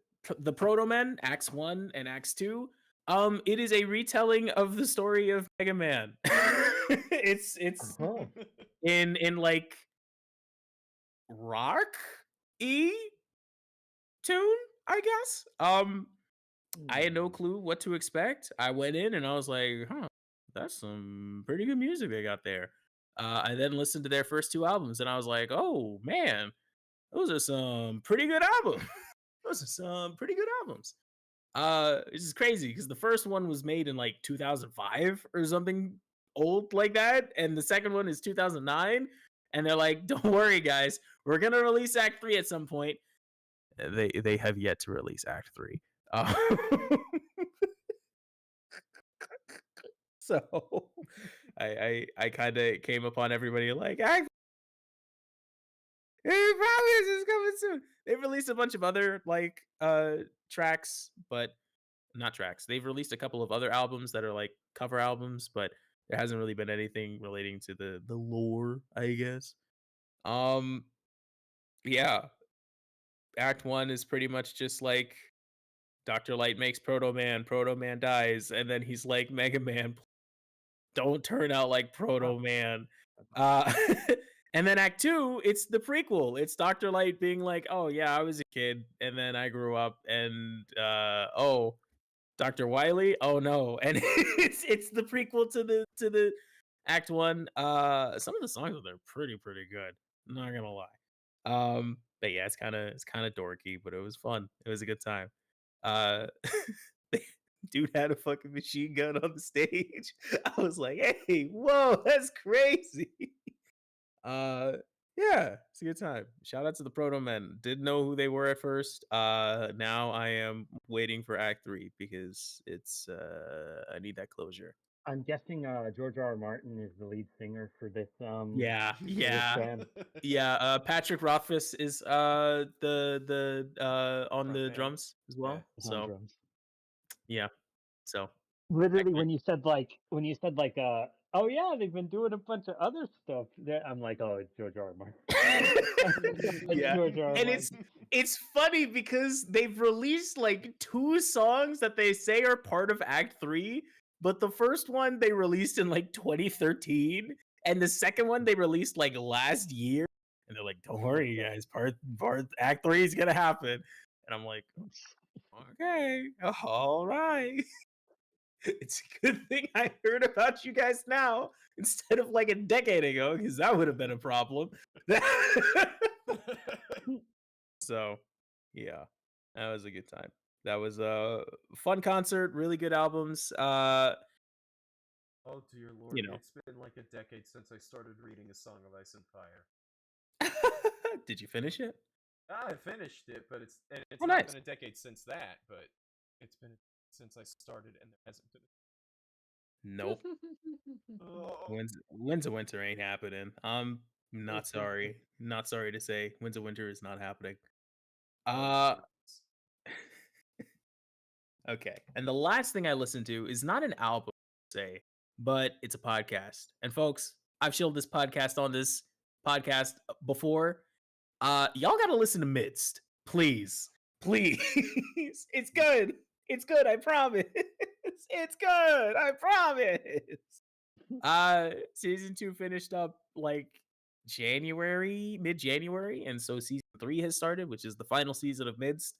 I need more people to talk about the show because I really, really enjoy it. I think it's really cool. It's really cool. It's really fun. Yeah, it's got floating planets, it's got intrigue, it's got monsters, it's got Western aesthetics. It's got space Western aesthetics. Heck What yeah. more could you want? It's crazy. Nothing. It's good. Please check out Midst, MIDST. It's made by Critical Role. It's on Critical Role's like podcast network, I guess, but the storytellers who tell each episode just do a fantastic job. They do such a good job. And each episode's only like 15 to 30 minutes, so you can blaze through it in a while. It's good. It's gripping. All right. Please listen. Please listen. All right. But yeah, other than that, that's it for you, boy. I've done everything I could possibly want to do. I've said about it. I've talked about it. I got too many books to read, including Mistborn. Yeah, that's about it. Mitch, what have you been up to? All right. I guess I'll start with what I've been reading. I'll start off with one audiobook that I listened to, which was a Neil Gaiman book called Stardust. Ooh. Anyone here read it? No. I have I have not. not. Okay. I've read That one was two pretty good. I Neil like Gaiman Stardust. books. I've read exactly 2 Neil Gaiman books. One of them was Coraline, and the other was Norse mythology. I've read the first chapter of American Gods, and then the first stopped after the first Somewhere in America. Dang. All right. So Stardust is pretty good. It's like a fun little kind of fairy tale-esque story. It's like a boy makes a promise to his crush to get her anything that she desires if she goes out with him. And then a falling star appears and she says, "Go get me that star." And then he goes on a magical journey to go find the star and bring it Nice. back. Anything? It's like, yeah, she's not really interested in him, so she's like, "Okay, go get that star." And he's like, "Okay." And then he sets off on his magical journey to go find the star and bring it back. Nice. It's like, and he's not the only one looking for that star. There's also... Okay, so like, Zach, you know in The Witcher 3, there's like the 3 old witches? Yes. There's basically that. One of them is also searching for the star so they can get their youth back. Oh no. Oh. Are they Yeah. like the witches in The Witcher? They're evil, yes. Oh no. They're super evil, yes. So really, really good book. I really enjoyed it. Except for the extremely graphic sex scene in the first chapter. Don't know what that was about, Neil. Oh, that's it. Yeah, that's the juice right there, man.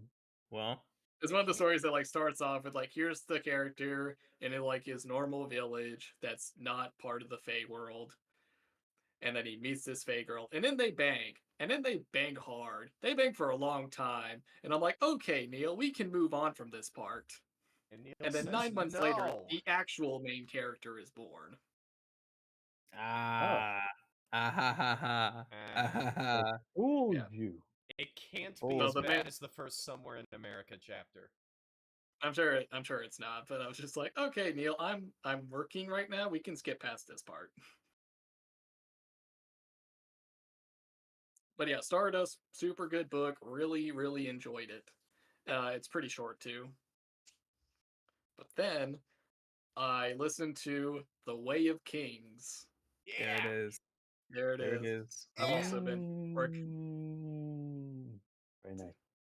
Has everyone else read Yes. Way of Kings yet? Yes. I I have. sure have. Yeah. Alright, so we can go full spoiler on this? Oh, Alright, absolutely. spoiler. Full spoilers it. on The Way of Kings starting now. Did you read the whole thing? Oh yeah. Oh, shoot. Oh, Yeah, no, I listened to it at work, so I'm blazing. I blazed right through it. Fair enough. Or Fair over enough. the month. It's like, oh boy. Where to even begin? Oh man, I'm so glad that things finally looked up for Kaladin. The whole book. Because like you start off and I'm like, man, this Kaladin dude's pretty cool. I hope good things happen to him. And then the rest of the book is just, and then bad no. things happen to Kaladin. Bad things kept happening to Kaladin. Kaladin. Never stops. Oh. I remember still being like, oh, I understand what sarcasm is now, and I was like, oh no, Syl understands what sarcasm is now. No. Mighty mistake he made. Mm-hmm. Syl's a very interesting character. I like her. Syl's great. I like Dalinar. Shout out Stalinar. Yeah. He's incredible. Yeah. It's like I love the fact that Dalinar just like at the end of the book just beats the shit out of the king. Oh my god, So it's yes, so good. yes, And then on the way out yes. the door, he's just like, What oh, a and by the jet. way, I am gonna fuck your mother. Oh. That the chattest move of anybody in the first one. Oh, I'm like, man. oh my god, Dalinar's the coolest dude ever. Doing your mouth. I've heard some unsavory rumors about you and my mother. It's like, you are correct. You're gonna have to get used to that. Literally. After beating the shit out of him. Yes. Oh yes, I will beat the shit out of my nephew. To prove a point. To prove that I could have killed him. Oh. God, love Dalinar. Ugh, man. Good stuff. What's the girl? Shalom. Yeah. Super cool. I like her. Ooh, boy, there's a lot of unanswered questions that I still have about her. Oh yeah. A whole lot of unanswered questions about her. We'll be Oh answering yeah. some of them in the second book. Don't worry The about answers. it. You do get a few answers in the second book. Yeah. Don't worry about it. Yeah. Don't worry about it. Super happy that Brandon just puts up all of like the illustrations on his website for audiobook listeners like me. Oh yeah, the That's illustrations are nice. great. That's so super nice. I really appreciate Brandon for doing that. Because the illustrations are pretty cool. And they kind of help you with the Yeah, because They I'm at like, least okay, a explain. sky eagle. Is this like a weird bird thing? No, it's literally just an eagle with wings. Okay, cool. Good to know. It's like, okay, everything is crab in this universe. Okay, Yeah. everything is crab. Everything is Except crap. in Shinohar, for some reason, the Shin have normal Earth things like Yep. soil and grass. chickens Yep. and strawberries. Why? Why not?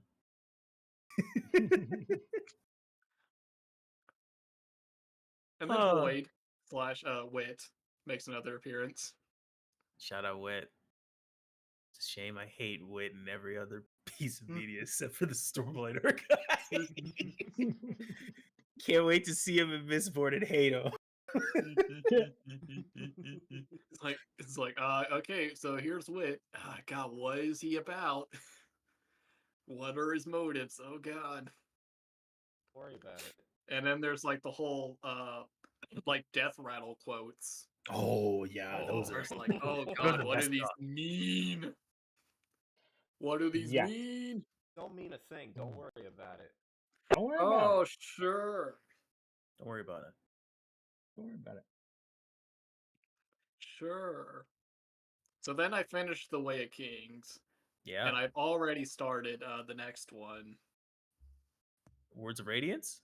Yeah, Words of Radiance. Very nice. All right.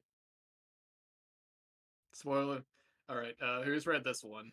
Words of Radiance. I have read all I've read of Words of Radiance. Yeah. Okay.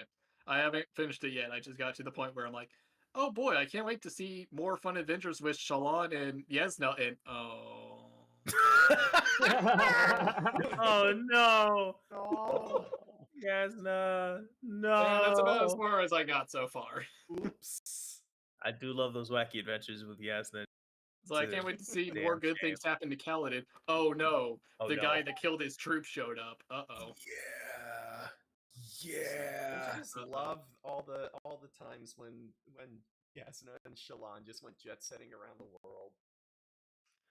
Can't wait for happy, more fun time adventures with Yesna and Shalon. All of those times. All those good adventures. Oh. Oh, by the tell way, you, though? wasn't the climax of the Way of Kings like the best thing ever? Oh, it's so good. Oh, that was so good. It's so freaking baller. Oh my I was like in my office at like 3 a.m. just reading those last like 150 pages, and I stood up. I screamed when the chasm thing happened. When Kaladin turned around. Yeah, when Kaladin like turned around. Yes. I was like, yes. Do it. And then when Dalinar did the thing, oh, I was like, man, this guy. Ugh. It's like deific. Ugh. What a great climax. What a great climax. I'll tell you what. So good. Like, hang on 1 second. Are we having technical difficulty? Oh.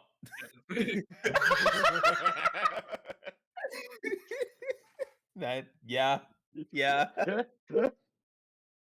I was actually referring to the part when like Kaladin gets back and what is it? Sadius is like, Oh yeah, he gives up Oathbreaker for keep his oath. It's like yes.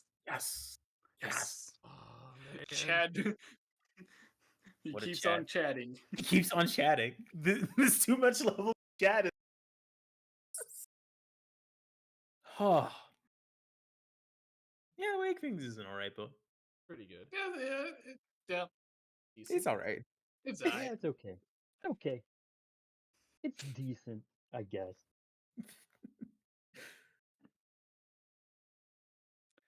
Okay, so then moving on to the things I've watched. I got through like the first half of Frieren. Oh yeah. Was it Frieren Final Journey or whatever? Oh, Frieren. Oh, Yeah, yeah, for you. yeah. Ah, The elf anime, Beyond Journey's yeah. End. The Oh elf yeah. anime. I got partway through, they showed up in the town with the demons. Oh, And yeah. I just kind of stopped for a little while. So far, very good. I've definitely been enjoying it a lot. Yeah, I kind of fell off of it. I mean, Yeah. I liked it, but like, I don't know. I was hoping for like a more kind of uniting central conflict behind it, and there wasn't really one. Which I mean, I guess is kind of the point, right? Because Yeah, like that already happened. yeah, we're in the post credits now. Exactly. The entire show is basically just a post-credit scene for the killing of the Demon King.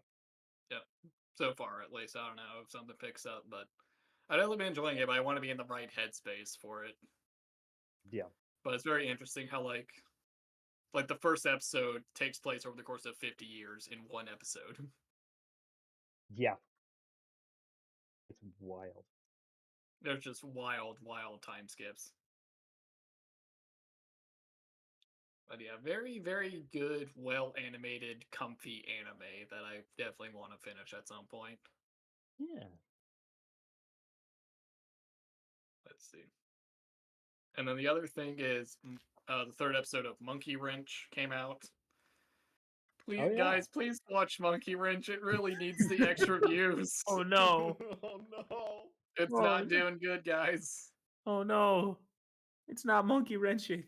It's not Monkey Wrenching good Got at a all. monkey wrenching all over the place. It's not. The guy says that like he's basically out of money. He's gonna have to switch like a hybrid animatic style because it's just not enough views to fund episodes. Oh. It's just like, oh man, if we could just get some hell of a boss numbers, if we could just get some digital circus numbers over here. Like, I just want Monkey Wrench to do good. We gotta make it go viral on TikTok. Please, This is our please, destiny. please make Monkey Wrench go viral on TikTok. It's the only way. That'll work. But the third episode was really good. And he got Gooseworks, the creator of Digital Circus, to voice one of the characters. Oh, nice. Oh. So that was a fun little cameo. Really good. And then I kind of wrapped up everything that I wanted to do in G Rank for Monster Hunter Generations Ultimate. Just wrapped up like the final boss, did some grinding, got my armor and weapons. It's real fun farming the final boss with like 4 great sword users because we all just share the same brain cell. Like I got a clip that or drop it in text where we're basically all just like synchronizing our level 3 charges at once. But yeah. Kind of wrapped up everything I wanted to do in Gen Ultimate, and then I almost immediately jumped over to Monster Hunter World. And it just didn't really grab me for some reason. Oh no. It just it's fun. I really enjoyed it, but it's just like, I might just be burned out on Monster Hunter for a while. Maybe. I might just be burned out.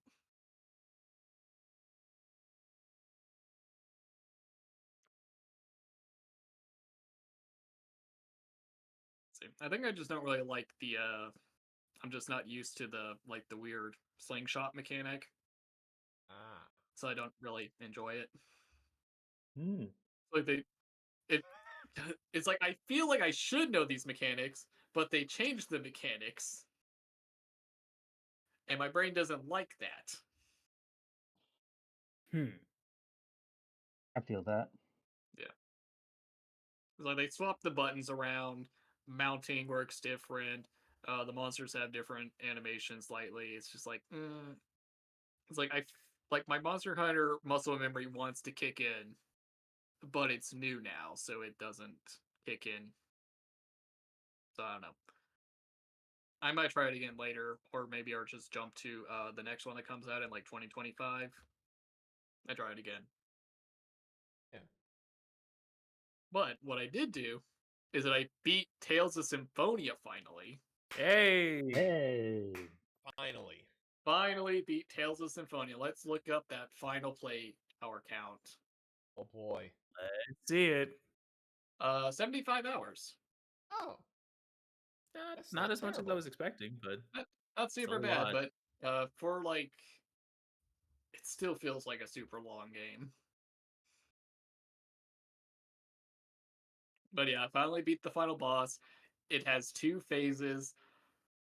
I lost my healer in the first phase, and I went through the entirety of the phase 2 with no healer, just spamming items. Oh. Oh boy, that was rough, but I won. I won, I beat it, and then the game's like, do you want to do New Game Plus so that you can do super bosses? And I'm like, nope, I'm good actually. I did not complete Tales of Symphonia. I don't want to. This broke the completionist part of my brain. Oh no. And I said, nope, I'm good. I beat the game. I'm moving on. There you have it. Tales of Symphonia won, guys. It won. Has defeated you. You have left a broken man. So then so now I'm playing Tales of Xillia. You want to go back in? So I'm going right back into another Tales game. I'm playing Tales of Xillia. But Mitchell, you may say, isn't Tales of Xillia stuck in the purgatory that is the PlayStation 3 library? To which I say, I own a PS3. That's my story, and I'm sticking to it. You know so what? Anyway, I'm playing Tales of Xillia now. Okay. So in the Tales of series, there's a lot of like summon spirits that you can collect, and Maxwell's like considered the Lord of Spirits. He's like an optional super spirit that you can get near the end of the game, and he's just kind of like this old wizard-looking dude. In Tales of Xillia, Maxwell is a party member, and he's an anime girl now. Yeah. Okay. Yeah. Maxwell woke up and said, "I want to be a sexy anime girl," and now he is. You know what? We're so happy for Maxwell. We're so happy for Maxwell. It's like good for Maxwell. We're very proud of her. And I have not gone super far in that game, but so far it's a lot of fun. They actually have like a proper side quest list now, so that I can actually keep track of things. They definitely seem to have like streamlined a lot of mechanics so that it's not super awkward like Tales of Symphonia trying to keep track of side quests and for completionist people like me.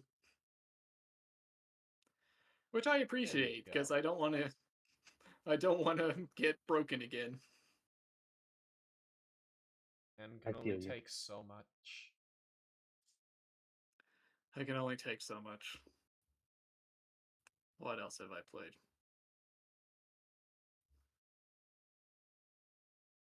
Oh yeah, back to Tales of Xillia. You get like one of the main characters is Jude, who's just like a dude. He's just a dude. He's studying to become a doctor, which is kind of interesting, I guess. Yeah. Maxwell's an anime girl. The third party member you get is Alvin, He's got a big old sword and a gun, so he's pretty cool. But he likes to just kind of wander off for seemingly no reason. And then, like, 2 cutscenes later, we get ambushed, and it's like, okay, Alvin, where did they know where we were, Alvin? Where did you go, Alvin? Who are you talking to, Alvin? So I'm very suspicious of Alvin, to say the least. Don't worry, it's totally fine. He's just going to get some pizza. He's just hanging out in the woods. I might drop another YouTube video in Discord because I want you to see how unhinged some of these skits are. I have only played a little bit of Tales of Xillia. I also have it on my PS3, trademarked by Sony. I got maybe 2 hours in before I dropped it. Yeah. I don't even think I got to the part where Alvin joined my party. Maybe not. It's like, is there some way that we can like get the video to show up on the podcast? Working magic, Zach. Figure it out. Show the people. Show the people. They deserve to know. They deserve to know this madness. Hold on. Let me. Okay, hold on a second. There's a way. I know there's a way. All right. But how? That's the question. Well, Zach figures that out. Let's talk about Morrowind. Yep, I'm back on that sweet, sweet moon sugar. Oh boy. I'm back on that sweet moon sugar with a new character. I made a brand new character. He's a Khajiit mage. Because I figured, you know what would be really funny? Is if the Nerevarine, which is basically the dark elf Jesus, comes back and he's a cat now. Because the Dunmer would hate that. Because remember, the Dunmer are super racist.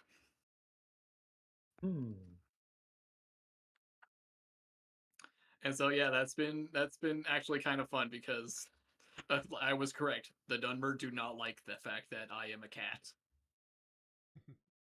I've also been like, I'm not even like a real mage. I've just put all my points into enchanting and alchemy, so I can just enchant items to do spells for me, and I use like no magic ever. So as always, Morrowind's just super fun. I've recently been trying to find vampires to contract the vampire disease, because I want to do some of the vampire quests. Because you can get some pretty cool gear out of that, and I want this one shield that basically has like some pretty good constant effects, but it drains all my magicka. But since I just enchant items, I don't need magic.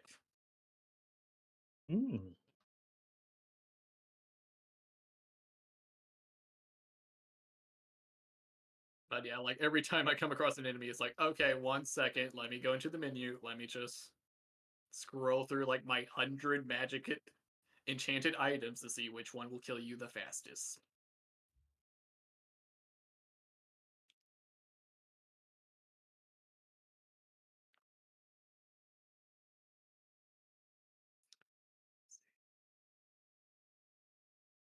But yeah, found some pretty good enchanted items. I found like a poison ring that does anywhere from 2 to 60 poison damage for 10 seconds. That's a wide range. That's a pretty wide range, and if it hits that like upper range, it melts entire rooms of people because it will do 2 to 60 damage for 10 seconds within 20 feet. That's basically an entire room dropping dead. God dang. Ow. And this was just a random item that I found in like a cave. Enchanting is super busted. Okay, this looks a little jank, but I've got it pulled up. Alright, Okay. ladies and gentlemen. Here is the Tales of Zillia skit.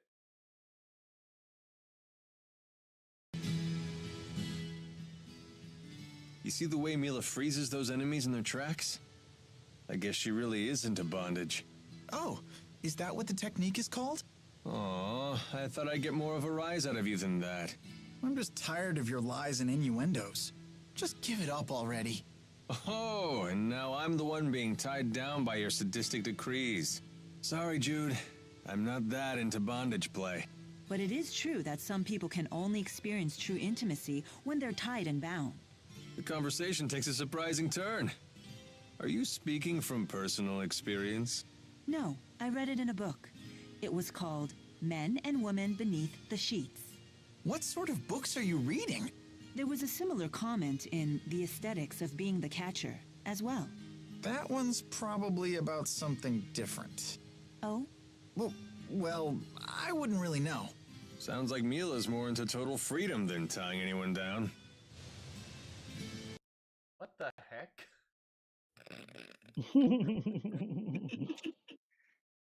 This truly is a Tales of Zillia. Oh. Maxwell's read some weird books. Well, when you transcend space and time and get to be a part of all these, I think you probably read a couple of ones. You're so bored that you reincarnate into an anime girl. I think reading weird books is the least thing. It's like, here's the thing though, is that I thought about it because I'm like, doesn't Maxwell Mila, what does she go by? Mila in this game? Yeah, or something like that. I don't know. Mila, I think. Those two usually just kind of hang out in her shrine, and she's only come out now because some world-ending event is happening. Where is she getting these books from? And I remember that she does have a shrine maid named Ivar, who basically runs all the errands for her. And I'm like, Ivar, some weird crap. Ivar's into some stuff. She has an account on AO3. Get her. I think Ivar just wants to be tied up and stepped on. Hey, yo. Yeah. Like, where's Mila's getting these books from? Ivar. But yeah, really good skits. Some of them get a little unhinged. Just a little bit, you know. I think that game is rated rated T or something. If I were playing that game, I was 13, and my parents walked in and saw that, I wouldn't be allowed to play video games anymore.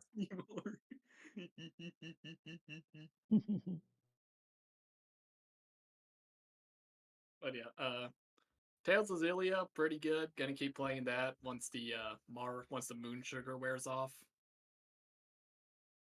But anyway, the only other thing I did was that I did go to Universal Studios for a few days.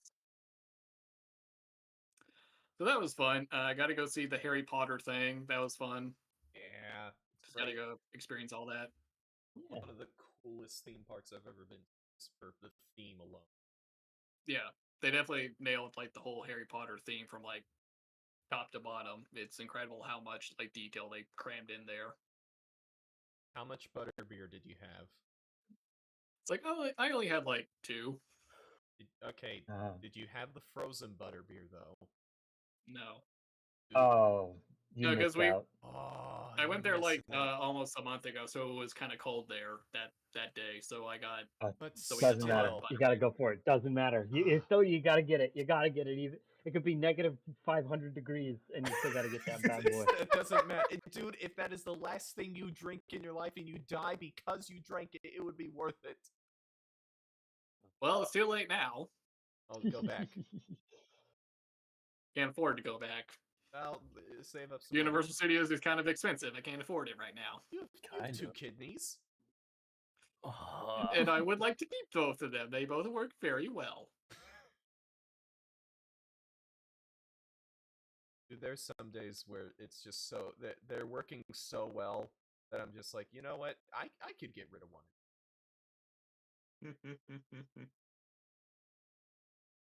this is a lot of time wasted. I could lose one of these. It's like, they've been working pretty hard. They can use a little break. Exactly, yeah. I like my kidneys, but anyway. But yeah, I did get a wand. Yeah. Rode a bunch of the rides. I wasn't really expecting like most of the rides to kind of be like the like I don't know, like 4D experiences. Oh yeah.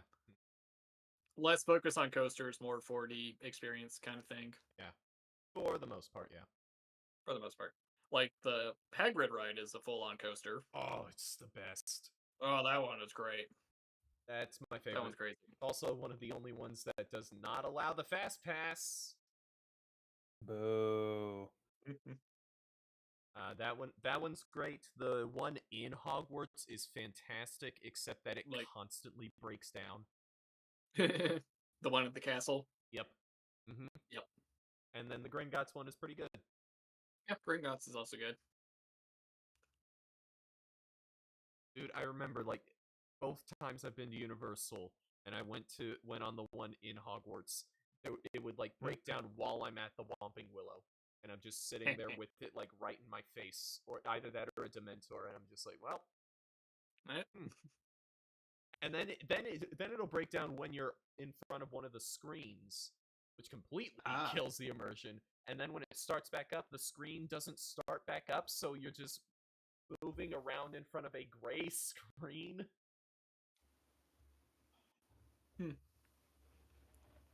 Really cool ride. I wish it didn't break down so much. Really great ride. I don't recall it breaking down while I was there.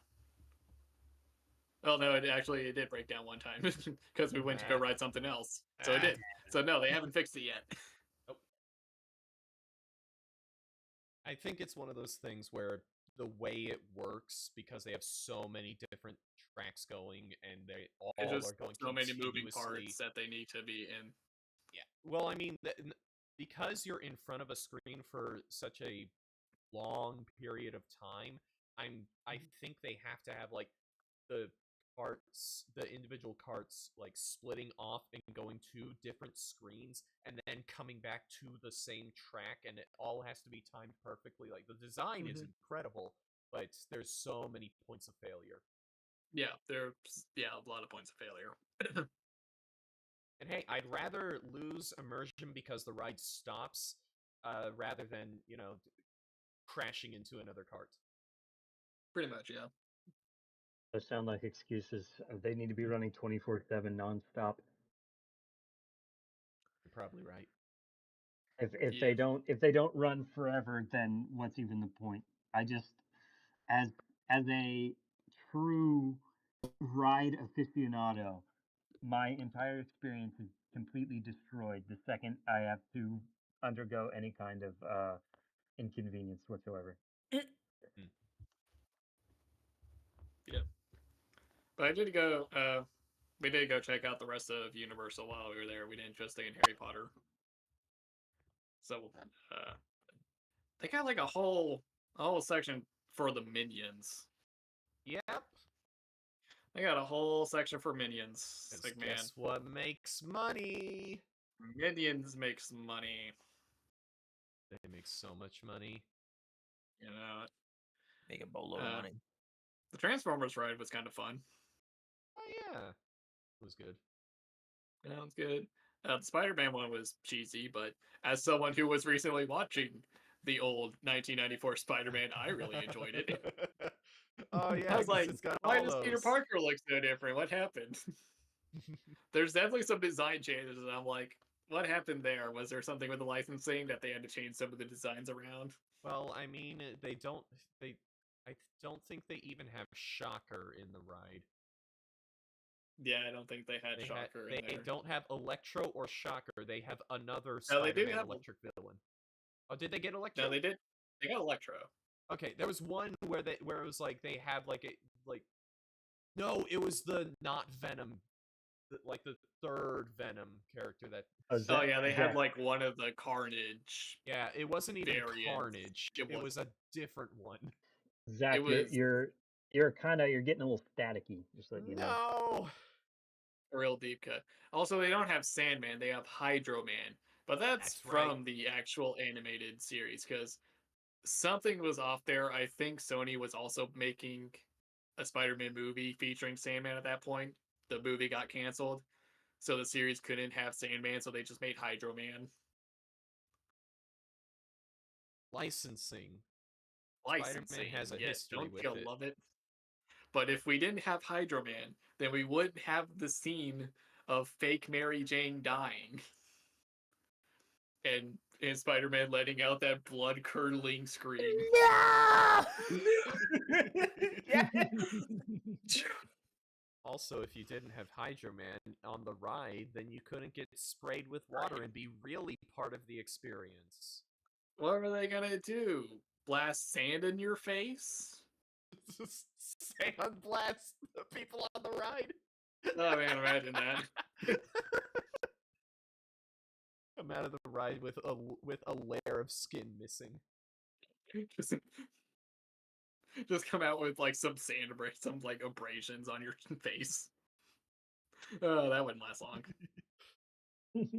Hey man, the That's American Idol experience lasted a while, and that experience could be like getting sandblasted in the face. Let's see. What else did I do? Also went to. Oh, we rode the ET ride. Oh yeah. Like they still have the ET ride. That thing somehow lasted forever. E.T. somehow lasted forever. ET has somehow lasted forever. For a movie that is so aggressively mid, I can't believe it's lasted this long. Whoa. Hot take. Hot It's like take. Nelson E.T. just casually is dropping meh. hot takes. E.T. is I've okay, never seen I ET guess. in my life. Okay. I can make no judgments. I don't it's like. been a while, I but can't really think of that many things wrong with the movie. Like it's not a bad movie or anything. I just don't like it at all. Probably because yeah. I saw a million movies as a kid that were trying to be E.T. So by the time I saw E.T., it was like, oh yeah, I've seen this before. Interesting. Also, the Iron Giant is just E.T. but better. Okay, yeah, I'm not gonna exactly fight you on that one. But yeah, the ET ride is still impressive despite how old it is. Like you can really tell with like the newer Harry Potter ones, like how much they've improved over the years, but it's still super impressive what they managed to do even back then with the ET ride.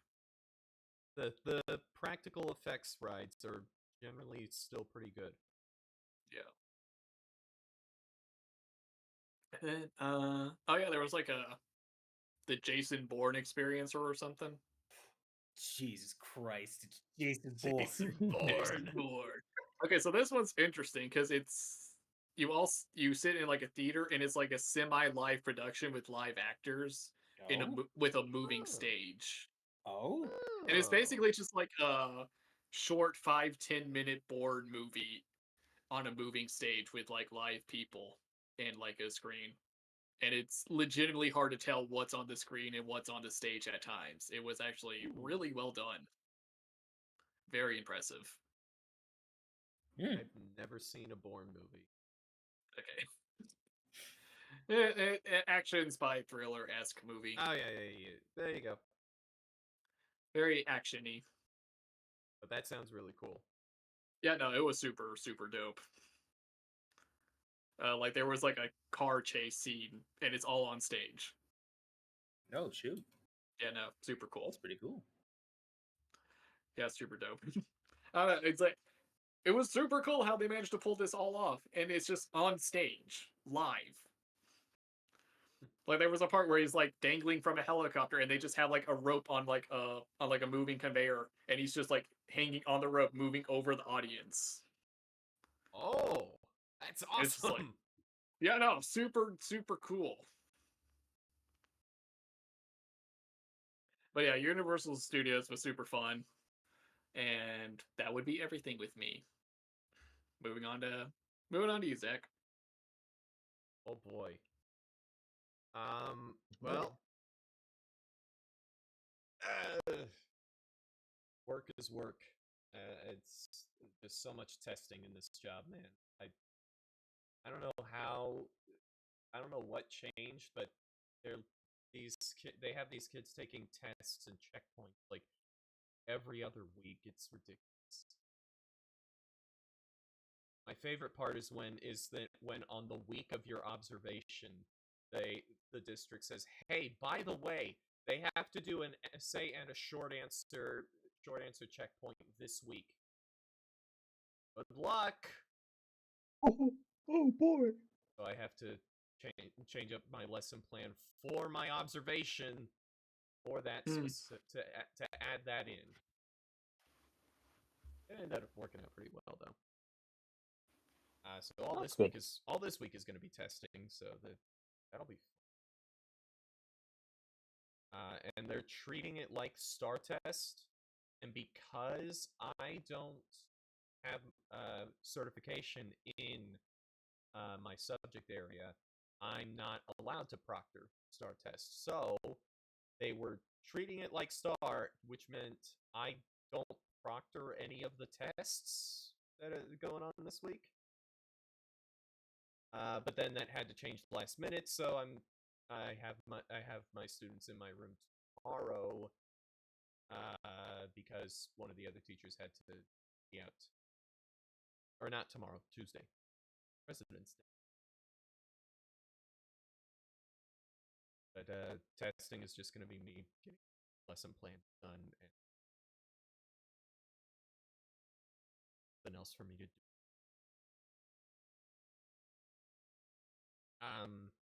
The big thing that happened is You're staticky by the way. No! Dang it! This stupid cord, is that any better? No. Okay, hold on a second.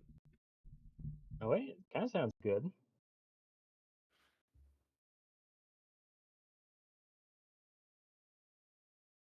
All right, is this any better? Keep talking. Hello. Nope. No. Okay. How about now? Is this any better? Nope. What about now? Is this good? Keep talking. Hello. No. Gosh, every single time, man. How about this? Is this any good? No. Yeah, it's better. It's better, yes, but it's still not good. What about now? No. Gosh. If you want to just keep going, it's fine. I mean, I'm gonna try one more time, and is this any better? Is this? That's worse. Oh, jeez. Yeah. Okay, then. That's okay. I can tolerate it if you. We're gonna leave it here. Oh no! It's so bad now. It's that's like unlistenable. Oh no. How about this? Is this tolerable? It's a little staticky, but it's mostly tolerable. Okay, it's tolerable. As long as it's tolerable. This is not a professional production. We don't have sponsors or anything. Fortunately. So. It's a good thing we don't have sponsors this time. It's like, but if we had sponsors, maybe you could get a new wire. Yes. Hey, sponsors, get me a new wire for my microphone, please. But yeah, big thing that I did in this time period of my life. Do you think if we just started doing a Raid Shadow Legends ad, if we could just they'll just catch on. They'll just if we could just like gaslight them into thinking they paid us for it. No, you totally contacted us for this. That's why we did it. But you think we just made it? Checks in the mail, right? Checks in the mail, right? Well, right? Like you said, you said if we did the ad. Pleasure doing business with you. Gonna make him enough they can't refuse. They can't refuse. If we say he's working with us, what's he gonna do? Say we're not working with him? Exactly. Hey, look! I found the contract. It's right here, and here's your signature, your very real signature, right there. Oh, they'll never see it coming. Ever. But big thing I did in my life was the Mousetrap play, Hey. Agatha Christie play. That was so much fun.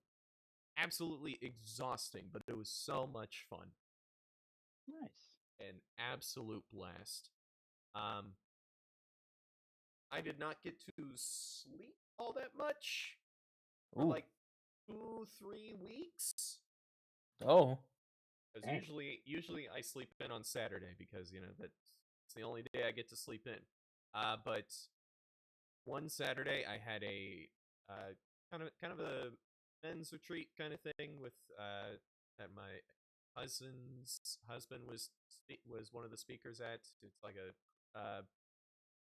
a church thing, but it ended up being a lot better than I expected. They do it out at a ranch, and there was one part where they said, "Okay, just go out and we're gonna get lunch ready. Go out and go out for an hour into the ranch area and just be with God." And that was really nice, and it was worth getting up in the morning for. The rest of it, there was a lot of speakers and it was fine, but that part was fantastic.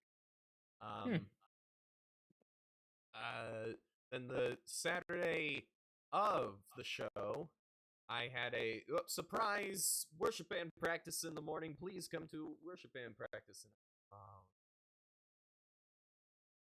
I went and did that. It ended up being really helpful, but I was sad that I could not sleep in. And then I had the entire week of work before I could sleep in yesterday. And boy, I was very happy. But Mousetrap itself was great. It's the most lines I've had for any role, I think, ever. Because, boy, when you play the detective in a detective murder mystery, you got a ton of frickin' lines. There are scenes where I am talking for like 90% of it. There's a couple times and that wasn't even the hardest part. The monologues they're monologues. The hardest part was when I'm interviewing characters and I ask them a question and they say yes. I ask them another question. Yes. I ask them another question. Yes. And it's like, ugh. I have to remember all of these individual questions. In what order they come in. And I get nothing to help from the other person in the scene. But it was a lot of fun. I think Saturday I think most of the words I spoke that day were in a Cockney accent because of how much I talk in the show. Yeah, Mousetrap. I'm not going to say anything about the plot. It is very well known. Its reveal is fantastic. The reveal of who the killer is done very well. It's fantastic. It's the reason that the play has gone on continuously since the 50s. The longest running play in the world for a reason. It's a lot of fun. Also, it's like the 70th year that it's running because it started in 53. Took a 1-year break during COVID, and then as soon as the theaters opened back up, it started right back up. So a lot of theaters are doing Mousetrap. But in our area, we were the first. Hey, you get that recognition. Yes. A person I've worked with in the past was actually directing a production of it. And she asked if I was interested. And I didn't see her message until like a few days later, and I'm exhausted. Well, I mean, it's still a good opportunity, you know. yeah, but I'm exhausted as is, and I'm already not to have any downtime because that'd be ridiculous. I'm already doing another show. I've done it the past 2 years. It is the Living Lord's Supper with Actually, you guys know the director. It's Melissa Todd. Yeah. Yeah. Well aware. Over at their Snow Shack. Oh, cool. Yeah. So that's a lot of fun. Yeah, that's right. Easter is coming up, ain't it? Huh. Yes, it is. It certainly is. And it's a neat little show. And then next week is auditions for the spring musical at WCT. Spring musical. Yes, we're doing SpongeBob. Hey, Yeah, that's a good musical. it is. At least from what I hear. It is. It's very good. Yeah. The soundtrack's fantastic, and I saw a bootleg recording of the Broadway production, and it's great. A lot of fun. I'm going for Squidward. Nice. Gunning for it. Get your grump Yes. on. Yes. Yes. Yeah.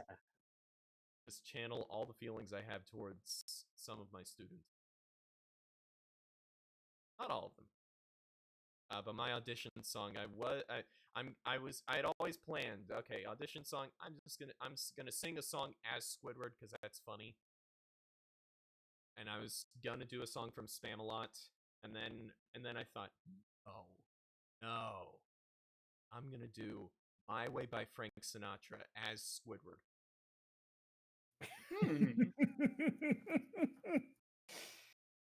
So I can't wait for that. That's beautiful. It is. It is. So that'll be fun. Can't wait to do that. Also in theater news, we have our new board this year because a couple people rotated off. We do 3-year terms, and a couple people had to step down. But we also voted in new officers and everything, and I actually have a officer position this year. Oh. And I am this year's chair. Oh, so this year, you can now say, you are the Senate. The Senate.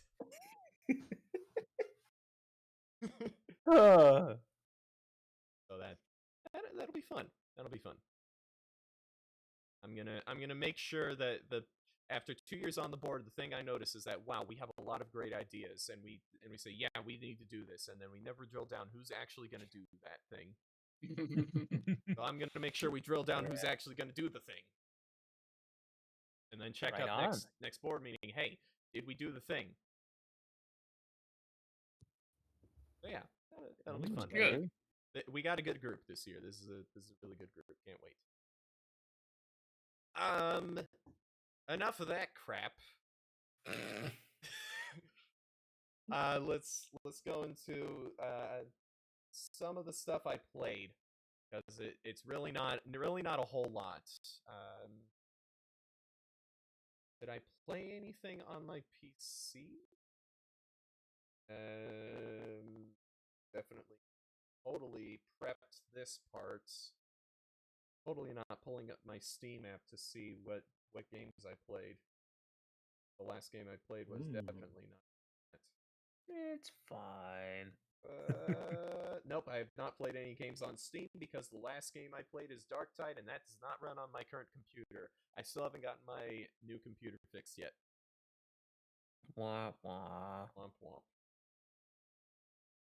But I have been playing on my PlayStation. I put a little bit more time into Baldur's Gate. That game's big. Nice. That game's big. I went into the Gauntlet of Shar, and then I saw a thing, a message popped up that said, "Hey, if you can save before you continue," and I was like, "Hey, save." Went into the thing, and after the cutscene, it said, "This quest failed. This quest failed. This quest failed. This quest failed." And I said, "Okay, you made the exact same choice I did, and I did the exact same thing." Reload that save. Let's go over to that tower that I never went to. No joke, I did the exact same thing. Well, I mean, I never got around to doing the tower, but it was like please save before you do this. And I'm like, cool. And so then I go in and I make the choice. And it's funny because I told all my friends this, and they're like, "Yeah, you made the wrong choice." And I was like, this makes sense for the character though. And then I did it, and everyone died, and I'm like, well, this sucks. Well, Whoops. Yeah. So I'm gonna go back to the tower, do some stuff. I'm gonna have fun doing all that stuff, and that'll be it. The other thing, I really have not played a lot of games because, man, the play took over my life. I played a tiny bit of Stardew Valley, but woo! it's great. I love that game. I put it back down because I don't have time to refamiliarize myself with the game. Fair enough. But I did check out that demo for Final Fantasy VII Rebirth. Yo. Oh yeah, how was that? I haven't played it yet. It's great. Heck yeah. It's super good. Has anyone here played FF7 original? I have played original? No. Okay. Yes. So I have not beaten it. Okay, but how did you get out of Midgar? Yes. Okay. Yes. Then can you take a wild guess as to what section the Rebirth demo is? Is the Rebirth demo the part when you just leave Midgar and it's like you got to get to I forget the name of the cave. The caves. You got to get up to the caves where you'll find the what the hell is their name? The Turks. The Turks. They're in the cave. And you gotta get out of there. You go to that one town. You can pick up Yuffie if you like, and then you can go to the cave. But there's the marsh that you gotta go through, and there's a little snake. It's like, ooh, I'ma get you, freaking snake. Yeah. No, actually, it is before that. Before that. Yeah. Costa You del go. Sol? No, you get out of Midgar, and the first thing you do is you go to the town Calm, and then you have Calm. That's right. and then right. The Nibelheim. the Nibelheim flashback. Nibelheim That's flashback. right. That's right. I was thinking too. Yeah. So that the whole demo is the Nibelheim flashback. You get to it ends with the shot. Freaking Sephiroth walking into the flames shot. Sephiroth.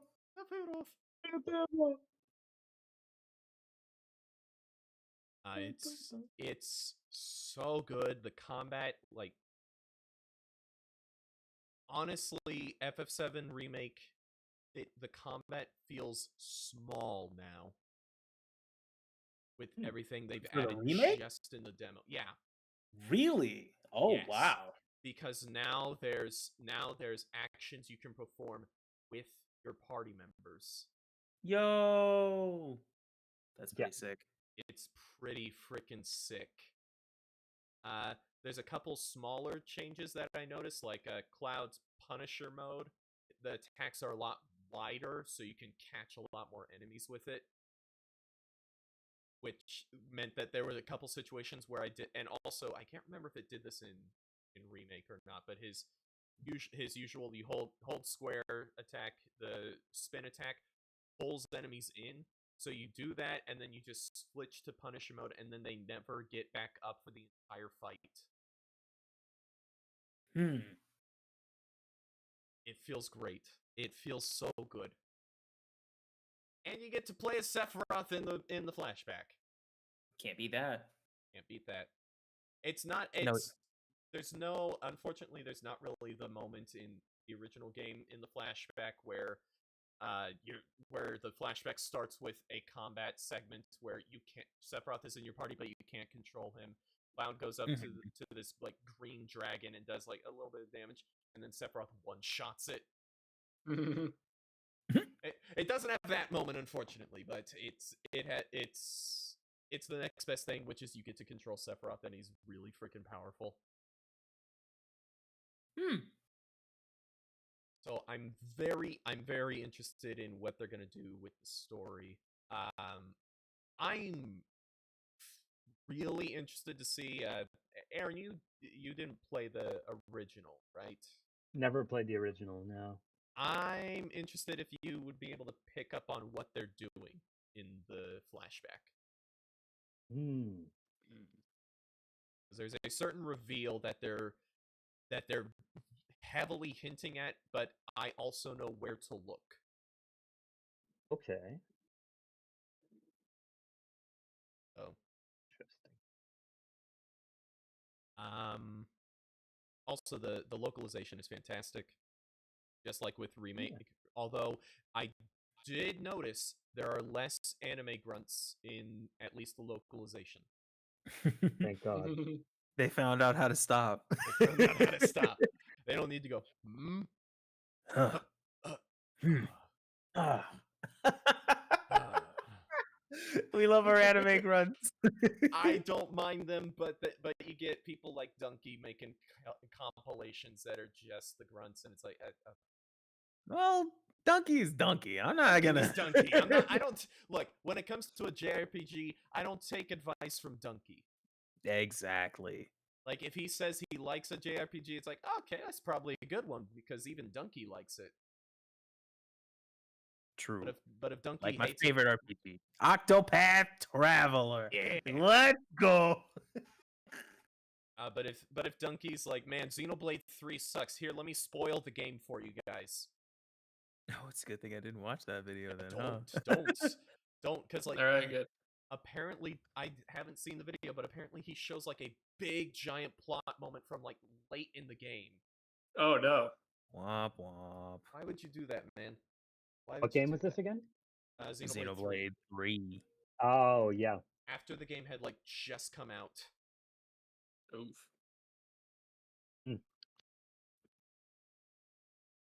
Man. But anyway, can't wait for Rebirth. Also, that demo is going to have an update with another section that's going to showcase more of the open world and combat with 3 party members and Red 13. So 4 party members in Junon, I think it's supposed to be. Yeah, that's right. That's right. So that's gonna be fun. That's gonna be fun to mess around with. Can't wait. Can't wait. This game is awesome. Heck yeah, shout out Final Fantasy. Yeah, Final Fantasy is great. Sometimes. Yeah. Also, I feel really bad for Final Fantasy 16 because this game is doing the action RPG way better. Oof. Oof. Well, 7's always got to be the golden child. Yeah. Yeah. I mean, that's what happens when you get the battle designer from Kingdom Hearts 2 to take a different approach at combining the turn-based battle system with an action RPG. It's a shame they couldn't get him for Kingdom Hearts 3.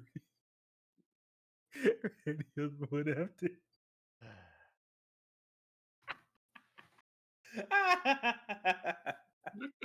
Oh, man. KH3 combat is great, man. Is it though? Yes, it is. Okay, Yes, it is. all right. That game's got I don't know. That game's got some of the best Personally- bosses in the series. Personally, I think Kingdom Hearts combat fell off after 2. The meme will never die. Why did I bring it up? That's your fault, honestly. That's on you. Why are we still here? Suffer. Just a snuffer. Every I feel night like the I feel combat really fell off after 358 over 2 days, bro. Yo. The story so far. Play it on the 3D. Play it on my DS. Ooh, 358 over 2 days. over 2. Anyway, I decided, you know what? FF7 Rebirth is coming out. You know what I never finished? Why'd you never finish? I never finished my second playthrough of FF7 Remake. Okay. I decided not to do that because I also have not finished the integrated DLC 7 Remake. So I'm jumping onto that. I had started it way back when it came out, and I had gotten just far enough to get to like get a little bit of the combat, and remember, oh dear lord, I forgot how to play this game, and then get all the way to Sector 7 slums and find the big ol' Clash Royale minigame that is Fort Condor. They have a whole minigame. Like, they took Fort Condor, which was a tower defense minigame in FF7 original, and they turned it into a Clash Royale game. Oh, shoot. Yeah. Oh, wow. And it's really good. It's a lot of fun. I did the entire side quest right away before I did anything else. Oh, nice. Yeah. That's good mark. That's a mark for a good it's a mark for a good side quest, honestly. It was a good side quest. I probably could have waited to do that because I'm going through the rest of the DLC and I'm picking up like units to use for Fort Condor. Mm-hmm. And I just used the ones that I was able to win from beating people and buy at the one shop. Actually, I don't think I even did that. I think I picked up like a couple from chests and then I beat people and got those, and that's what I used. Yeah. I beat the summon boss. I don't know if there's another one. Maybe there's another one. That boss was a lot of fun. It's Ramu. Oh, now I can use Judgment Bolt on enemies. Did that to win a big old boss fight at the end of chapter 1. And Yuffie's a lot of fun. Yuffie's a fun character to have as the protagonist for the DLC. She is a child. You know? I think she's like, I don't know how old she is in remake. I think in the original game she was like 14. But I think they've aged up the characters a little bit. Which makes sense, honestly. Yeah. But even so, she's still a child, and it is so much fun to watch her because she's in charge of she's the boss in the mission that her and new characters, I think Sonon, are going on. They're trying to steal the ultimate materia from Shinra headquarters. And this is happening during FF7 remake. Are you talking about Intergrade? Yes, or whatever it's called, intermission? Yes. Interview. Intergrade, intermission, whatever it's called. They're technically okay. There's intermission, which I think is a mission, and then Intergrade, which is the remake of the remake. Well, it's not a remake; the remaster of the remake. I think what it is Intergrade is what you buy nowadays, and it comes with both the remake and the DLC. The DLC itself, I think, is called Intermission. Yes, yeah. So I'm playing Intermission. Intergrade, yeah, and Intergrade, I believe, was the first one on PS5. I forget because it released when. It released on PS4 because it was 2020. That's it. And then it later on came out on PS5, and that's what I'm playing it on. Yeah. Yes, they put out a bunch of like upgrades for it and stuff. Yeah. So it was kind of like a mini master. Yeah. It's basically like a port, but it gets rid of all load times. Yeah. So yeah, the game is great. They were obviously preparing for controlling having party members play at the same time, which is what they're going for in Rebirth, because you control Yuffie, but you don't control Sonon or whatever his name. You can switch. You can give him commands and stuff, just like any other party member. You never take direct control of him. But when you press, I think either L2, L2, both Yuffie and Sonon will attack an enemy at the same time. And he'll do more damage, but he builds up ATB slower.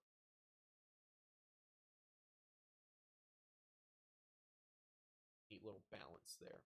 It's a lot of fun. I'm having fun with it. I'm on chapter 2 of I don't know how many, because I did every side quest in the Sector 7 slums right away. There were only like 3, but still.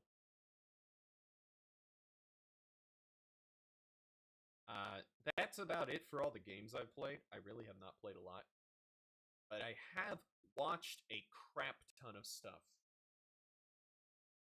Oh, You know what I've watched a just absurd amount of? what is that? I've been watching a ton of classic Doctor Who. What? I know, it's really out of character for me. Mm-hmm. So, I finished up the third Doctor, John Pertwee's run as the Doctor. That was season 11. That was the first season that Sarah Jane Smith, everybody's favorite companion, comes in. Sarah Jane is fantastic. John Pertwee is also great. His goodbye is really nice.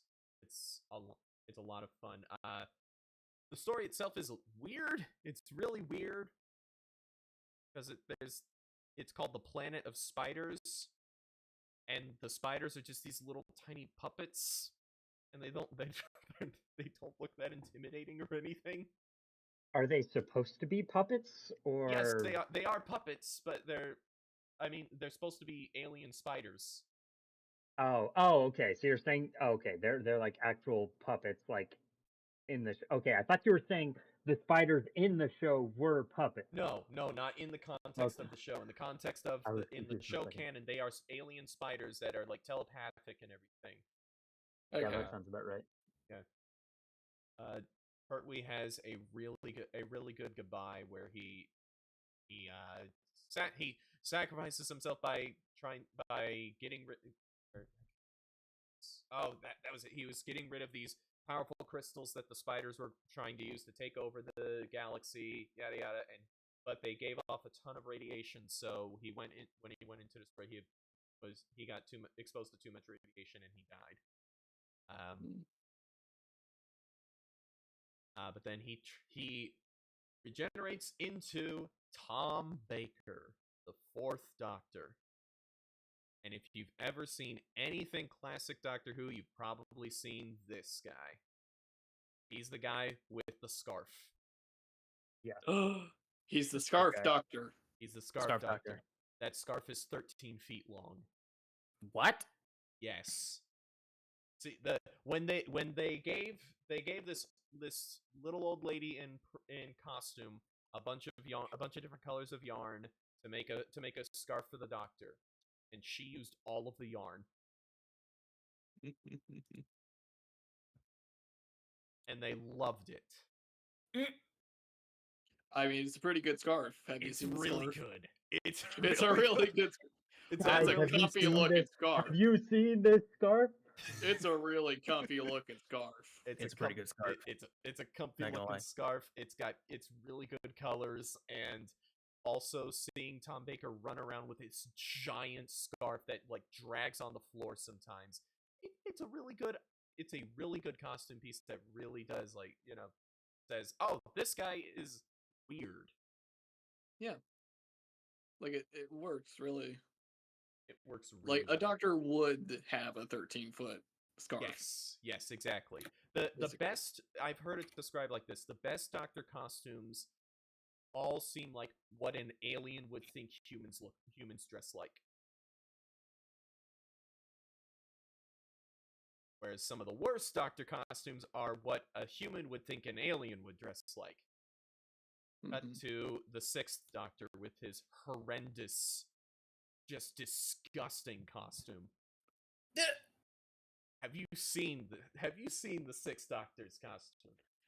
I can't say I have. We're not as caught up on the classic Who lore as you. Hold on a second. Let me pull this up. Poor Tom Baker, or poor Colin Baker. He had to act around. Oh boy. The poor guy had to act with this monstrosity. Ugh. That's beautiful, actually. What? Yes. Oh, why does My man looking like he just walked out of a magic time machine. Homie looking like Two-Face from the Gotham series. Like Not from the Gotham series, from the old 90s Batman. from freaking Batman Beyond, Batman and Forever. Robin. Batman Forever. Forever. Yeah.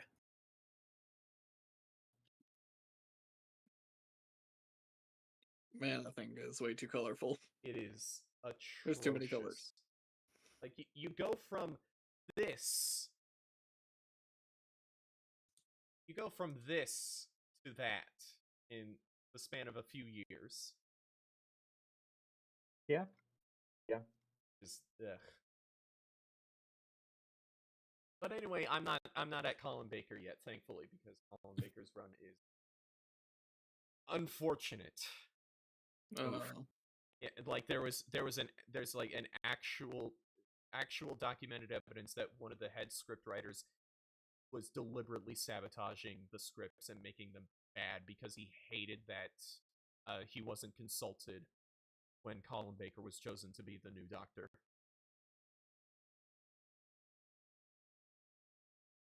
It's unfortunate because Colin Baker may be one of the best actors to play the Doctor because he still takes the terrible scripts and makes some good out of it. But anyway, Tom Baker, the fourth Doctor, is the most iconic classic Doctor, and he is incredible.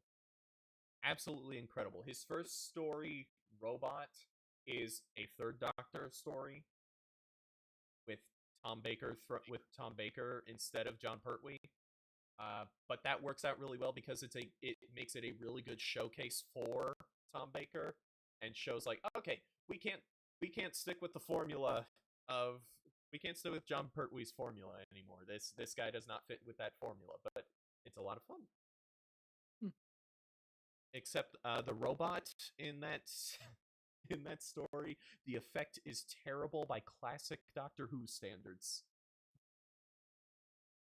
And if you remember some of the screenshots I've sent you guys of effects in classic Doctor Who, you know, oh boy, this show has terrible effects. It has a shoestring budget. The effect is bad even for that. But then you get some really good effects later on, like the very next story, The Ark in Space. It's a classic story. It's fantastic. It's the Doctor goes to this ark in space, and the people start waking up, but he discovers that these bug aliens are trying to take over. Like they've invaded the ship, but they're just now like the main bug alien died, but the eggs were there, and the eggs are starting to hatch. And the bug aliens themselves look, it's a giant suit that doesn't look particularly good. But when the humans are transforming into the bugs, it's got some really good effects, really good practical effects, like some kind of gross body horror. That's done really well. There's also one of the all-time classic stories, Genesis of the Daleks, which has probably Tom Baker's most famous moment where he's holding two wires, and if he connects them, he can destroy the Daleks before they even are created. And then he's questioning the morality of it. He's like, "Do I have the right to do this?" It's great. It's great. It's fantastic. That series of episodes is freaking incredible. I love it. Then his next season starts off with the Zygons. They're like alien doppelgangers. They show up once in classic Doctor Who, and Stephen Moffat loved them so much he put them in the 50th anniversary special. Nice. And then he made a really cool two-parter with during Capaldi's run. that was really good and was all set up for a speech in the last part of the second episode, and it's one of Capaldi's best speeches. But the Zygons in Classic Who, it's a fun doppelganger episode. Doppelgangers. Another really good set of episodes is the Pyramids of Mars, where it's all like going with like Egyptology and things like that. The Doctor and Sarah Jane show up at this at the building that would become unit headquarters, but they show up like decades early, and this collector has a bunch of Egyptian artifacts there. And while the collector was in Egypt, he encountered a sarcophagus, which possessed him with Set, Set, the Egyptian god Set, who is called Sutek in this special, and he is basically the Egyptian gods were a race of extremely powerful aliens, and the rest of the Egyptian pantheon sealed away Sutek because he was going to basically just destroy the entire universe, and he's slowly trying to get out of his prison, and he's absolutely terrifying. It's a great set of episodes. And then there's an set of episodes called The Brain of Morbius, where the Doctor ends up on the Brain of Morbius. Brain of who? My God. I don't know. My favorite part was when the Doctor turned to the camera and said, "It's Morbin time." I Did you watched start it. morbid all over the place? Morbed all over the place, dude. I've seen this set of episodes a more billion times. But it's like kind of Frankenstein-esque, where this scientist is trying to bring back this intergalactic criminal who had a cult around them, and all that's left of the guy is his brain. So he's trying to build a body, and he's like, all he needs now is a head, and the Doctor's head would be perfect for it. There's some a guy gets shot in this episode, and it's fairly gory, like shockingly gory for this show. Like shot. Oh man. That was interesting. Great episode. Another episode, The Seeds of Doom, which starts off as kind of Doctor Who does The Thing. The Thing. Yes, like the John Oh, Carpenter like movie, The Thing. The Thing. Okay. The Thing. Okay. I was like, what thing are you talking about? The Thing, yes, The Thing. Like the first 2 episodes are that, and then the next 4 episodes are like almost a spy thriller, like a James Bond spy thriller. It's like in between those. It's kind of it's shifting back and forth between those 2. It's a lot of fun. And now I'm on the next season, and I'm on the last, which this season 14. Yeah, season 14 is considered to be one of the best seasons, one of the strongest seasons of all of Classic Who. Like, there's one story in it that's just and everything else is fantastic. I've already gotten past the story is the first one, so hey, you get the worst of it done right away, and then bam, it's fantastic. The rest of it. So I'm on that second storyline, The Hand of Fear. I've only seen 1 episode so far, but it is Sarah Jane's last story before she exits. So there's going to be a bit of an emotional goodbye at the end of this one.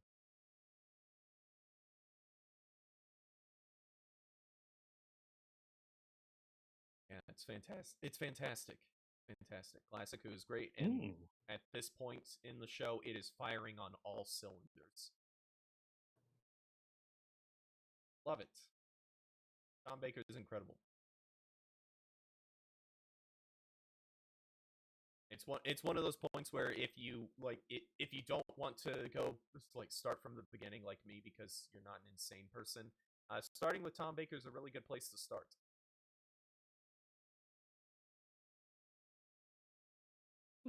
Okay. Yeah. I also watched a couple other things. I went back and rewatched a couple episodes of New Who. It's, the mood. Rewatched a couple Capaldi episodes. Capaldi's fantastic. Rewatched a couple Tennant episodes, and for the first time I think ever, I rewatched some Eccleston episodes. And man, Eccleston was fantastic. Oh yeah. It's a shame that the BBC had to be terrible, as I would have loved it if he'd stuck around. But hey, we got David Tennant out of it. We did. That's an upside. Fair trade. I also, because I did the Mousetrap, I was in a very Agatha Christie mood. I went and watched a couple episodes of Agatha Christie's Poirot. BritBox. I only watched 2 episodes of it. Well, technically 3. I'll get to that. I watched 2 episodes of it because I've read one Poirot novel and I've seen the Kenneth Branagh Murder on the Orient Express. I wanted to see how they do the Murder of Roger Ackroyd because I read that one and they had to change it a lot in the adaptation. It was still a lot of fun, but I would recommend reading that first. It's just a great murder mystery. And they did change a lot, so like the whole reveal is changed drastically. And I watched the Poirot version of Murder on the Orient Express. By the way, Poirot is a show where David Suchet plays Hercule Poirot, the great detective, and he's the only actor who has done every single Poirot story. Every single one. Interesting. Yes. So I watched his version of Murder on the Orient Express, and I might like it a little more than the Kenneth Branagh one. I'm saying a lot because I really like the Kenneth Branagh movie. When they flashback and show the actual murder, it's a lot more cold and dark. Because in the Kenneth Branagh movie, it's like this big emotional payoff to everything building up to this is why this person was killed, and then it's that big emotional payoff. And here it's just a very cold. Yes, they did the person or persons involved did this thing for they had reasons to do it. They also murdered a man in cold blood. In a very cruel way. There's a lot of like really interesting moral questions that are asked at the end, especially considering Poirot's morals. So it was really interesting. Highly recommend it. And that's a show that you can just like jump in at any episode because it's murder mysteries. It's episodic. I would highly recommend that. And then, because I was still on a big Agatha Christie binge, I decided to watch A Haunting in Venice. Ooh. The Netflix one, right? The Kenneth Branagh one. The Kenneth Branagh Poirot A Haunting in Venice. Okay. Yes. The original when one. I looked around at I picked up my copy of like The Murder of Roger Ackroyd, which has a list of all the Poirot mysteries on the back of it, and I looked through that and I'm like, I don't see A Haunting in Venice anywhere on here. where is it? Where is it? And I find out, oh, it is loosely based on a Poirot murder mystery called Halloween Party. And when I say loosely, I'll get into that. It is loosely based off of it. I've heard that the Death on the Nile movie changed a lot of things, like a lot of significant things. But Haunting in Venice has very little to do with Halloween Party. Yes. But it's a lot of fun. That's a great movie. I think that's of the two Kenneth Branagh Poirot movies I've seen. I think that one might be my favorite. I had guessed at the culprit before the reveal, so I felt pretty good about that. So, there was enough there in the filmmaking and in the mystery that I was like, probably this person, I think. Right? That always feels good. But yeah, that was a lot of fun. I really like the mix of horror and murder mystery very well.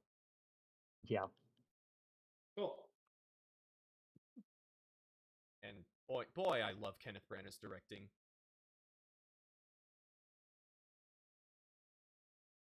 Because like it is very, I guess, over the top would be a good way to put it. He's very dramatic with his editing, and his filming, but you know, with so much like schlock these days, like just assembly line films coming out of Marvel and Disney, I like shots that are, I can see that effort was put into them. That they framed this in a certain way. They framed the lighting in a certain way. There's a scene where where Poirot is talking to a character, and when the shot is on Poirot, the lights are flickering on the wall behind, or when the shot is on the character, the lights are flickering on their face and on the wall behind them. But when it cuts to Poirot, the lights are only flickering on the background and not on Poirot.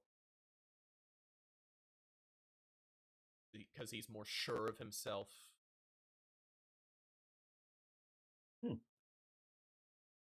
Little details like that, fantastic. The cast was great. No surprise there. Kenneth Branagh has clout like nobody's business.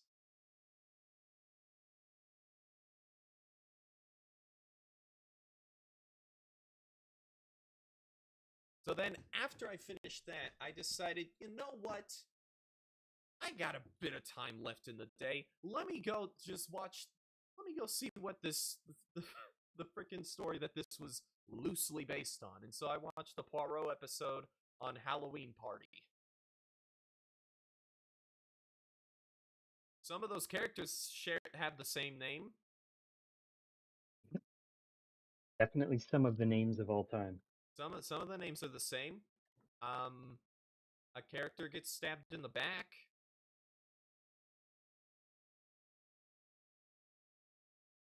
Circumstances are completely different, but a character gets stabbed in the back. A kid dies. And that's technically the inciting incident for each of them, but it's like in Haunting in Venice, it's a kid died like years ago, but in Halloween Party, a kid is drowned at a Halloween party, and that's what brings Poirot to the town to solve the mystery. Yeah, there's very little connection. But Halloween Party is a lot of fun. It's one of the lesser known Agatha Christie novels, one of the lesser known Poirot novels.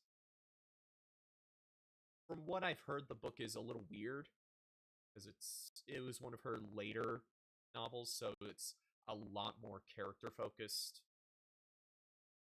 around with POVs and everything. But it was fun. It was a fun mystery.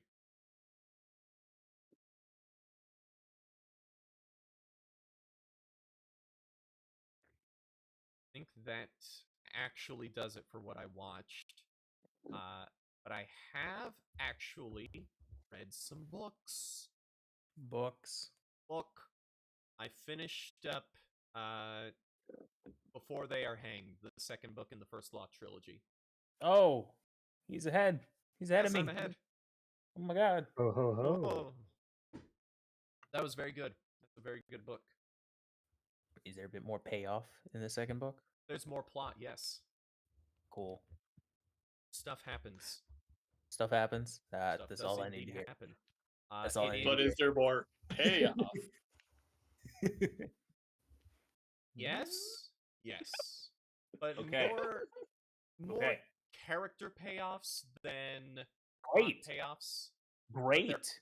But there are some plot payoffs. Cool. All right. Then Yes. I'll have to continue with this trilogy then. Yes. Glockta is still my favorite character. Shout out Glockta. Glockta's incredible. He's kind of an ass, but I also yeah. him. He's such an ass. Oof. But also, like, can you blame him for being one? Not really. At least not in the first book. Yeah. Joe Abercrombie does a really good job of having characters who ride that line between completely despicable and also you're not the worst person in the room, so I kind of have to like you. Yeah. Because the people in the room with you are so much worse. Yeah. I mean, the man took the Twitter handle Lord Grimdark.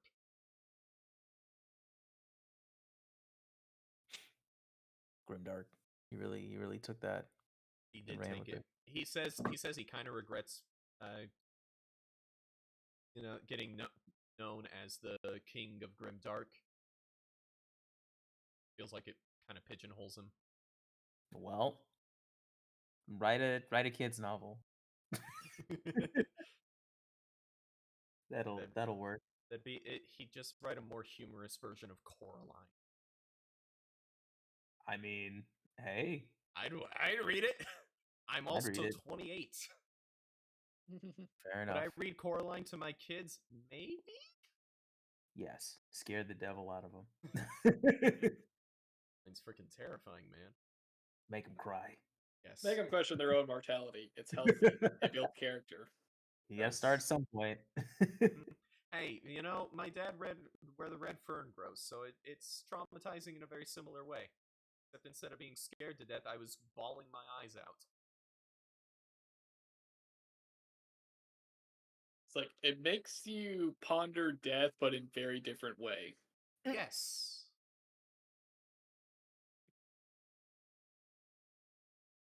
Oh, man. When he read that Children to me, can be a little traumatized. Read that to me. The trouble was I was imagining the dogs looking like my two dogs. Yeah, that'll do it. Yeah. Oh, yeah. It was really, really rough. Yeah. On the cover, the cover of the version we had, the dog's colors looked similar to our dog's colors. Oh no. Rough. Woof.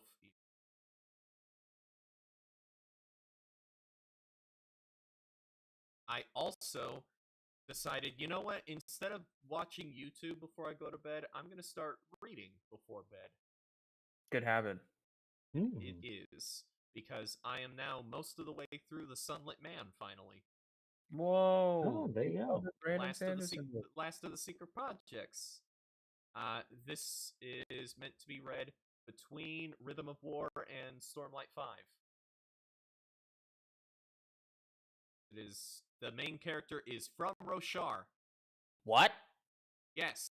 Wait, what? The main character is from Roshar. Huh? What?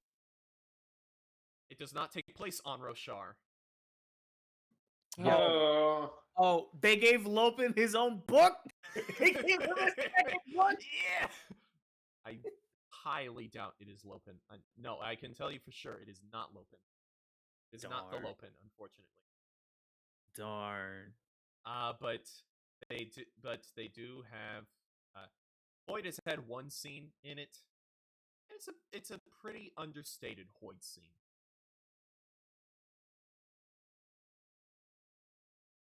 there you go, Jordan. He's not stealing the spotlight the whole time.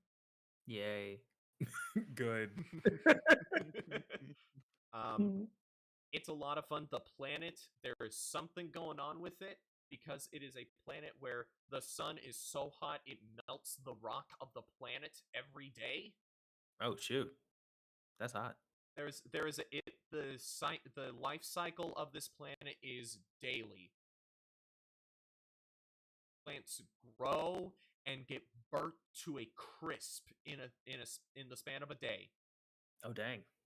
The entire society is on these flying ships that are constantly running away from the sun.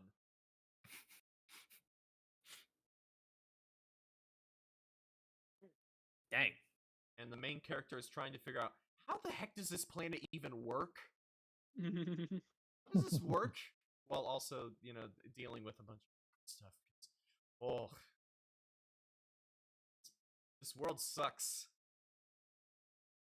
Not just from an ecology standpoint. It really sucks. And also, this main character has a rough life outside of being on this planet. But it's a lot of fun. I'm really excited to see where he's taking it, where Brandon's taking it. A lot of stuff in here that does not make sense. And he's pointing out this doesn't make sense. So obviously I'm thinking in the right direction.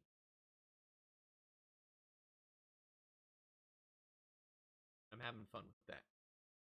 I also started David Copperfield, Charles Dickens novel. I read The Magician. Not quite. No, because this David Copperfield go to Epstein's Island. Oof. Well, at this point in the book, David Copperfield is himself a child. Oh, well. He's being abused by his stepdad. Well. not like they abuse kids on Epstein's Island, but I've read what was originally like, because it was serialized and it was like 3 or 4 chapters every month. The way it was released, I read the first 3 chapters, which was the first serialization. Yeah. Oh, Dickens is good with cliffhangers.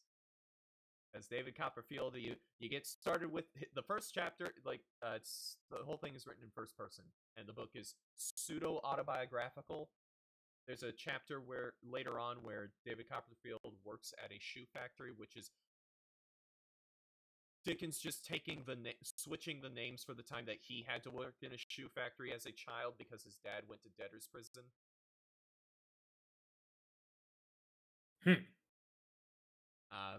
But the first chapter of David Copperfield is called "I Am Born."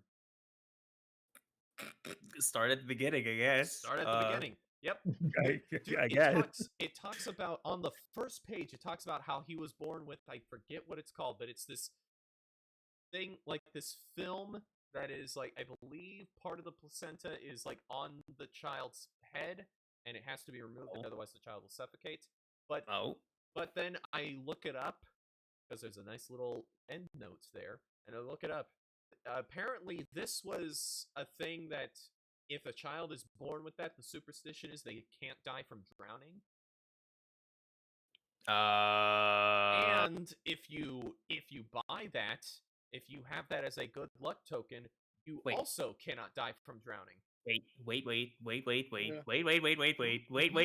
do you mean buy? What do you mean buy? They auctioned off the placenta. Oh my god. They auctioned it? Yes. They tried to sell it at first and nobody bought it, but then they auctioned it off and an old lady bought it, and apparently she never died from drowning. She never went anywhere near the sea, but hey, that doesn't mean anything. She never died from drowning. Oh my god. Oh my god.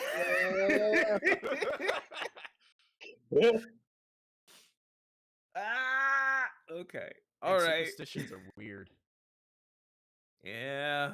The whole first chapter is about how his his mom, his dad died before his mom and dad got married. His dad was a lot older. He died while she was pregnant, which really sucks. And then his dad's sister, who is a lot richer, very and all that, comes to her and says, "All right, when your daughter's born, I'm going to take this daughter and raise her. She will be my protege. She will be what I could never be." Then the kid's born, and it's a boy. So the aunt gets up and leaves and never shows up again. Damn. Well. And then David Copperfield he grows up a little bit. He's very close with his mom and the maid who works there. And his mom, because she's young and still very pretty, starts to fall in love with a guy, and the guy is not a nice guy, but he's very good at manipulating. No. So then David Copperfield goes off with the maid to stay at her family's place for like a week or a month, and it's a nice place. He falls in love with a little girl, and they're both like 8 years old, so it's like little kid love.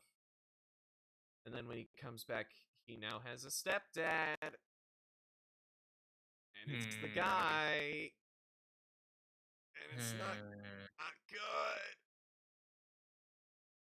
That's the cliffhanger that Charles Dickens leaves you on. Come back next month.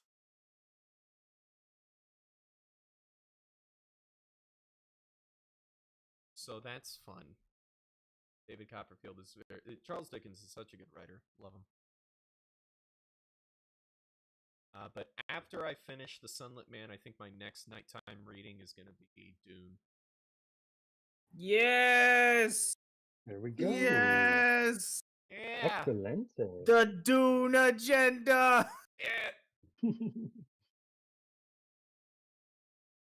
Yeah. We can go see the movie and get the popcorn bucket. Yes! Bucket!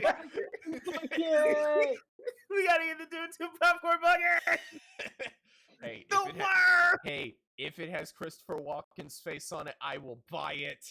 It doesn't. It's the worm! Come on! It's the worm! But I want Walken's face on it. Hey, Christopher Walken. He's in the movie. He owns the universe. He owns the universe. I own the universe. Guys, I own the universe. Oh yeah, that was my favorite ad from the school, by the way. Wait. Everybody was doing their Christopher Walken impression. Oh. Wow. I'm sorry. You were the first person I thought of when I saw this.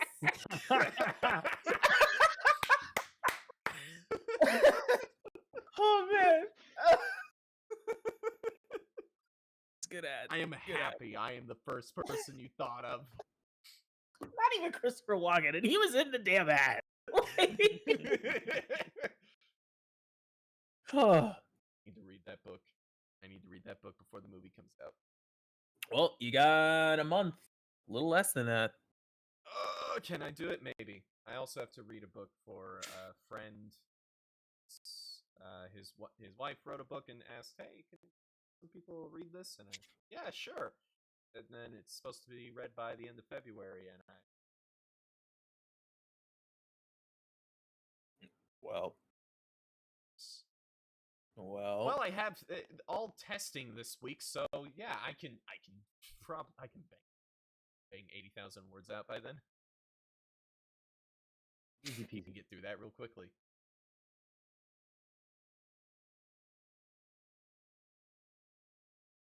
I believe that is it. Excelente. Dang. Ooh. We did it.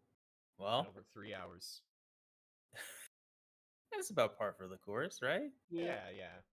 One day we'll get to Castle Super Beast length in 5 hours. I hope not. I really hope not. I really hope sure. not. Please no. Let's not. Please no. We don't even have a question segment. We can't do that. we don't even have a news segment, man. We don't even have a news segment. We don't talk about the news. News. Schmooze. And Wooly sounds so tired whenever he's like, guys, we can't 5 hours again. How he does it every single. They I'll don't do never 5 know. hours. They do like 3.5 hours. On top of streaming, I don't know how he does it. Listen, the man has been doing it for a decade at this point.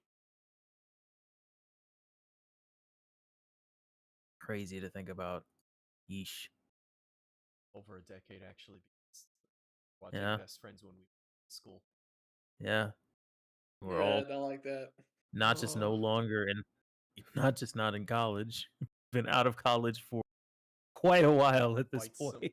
Quite some time. Oh god. Dude, time marches ever onward. I say, if I look at my common language, I can pick out parts that are like, oh, that's because of the Best Friends. I say perfect because of the freaking Dark Souls 2 playthrough. That's it's like it's honestly kind of like whenever somebody comes up to me and is like, "Hey, Jordan, how much money have you spent on Magic the Gathering?" It's the I really don't want to think about that. I don't want to think about the impact that these folks have had on me as a person.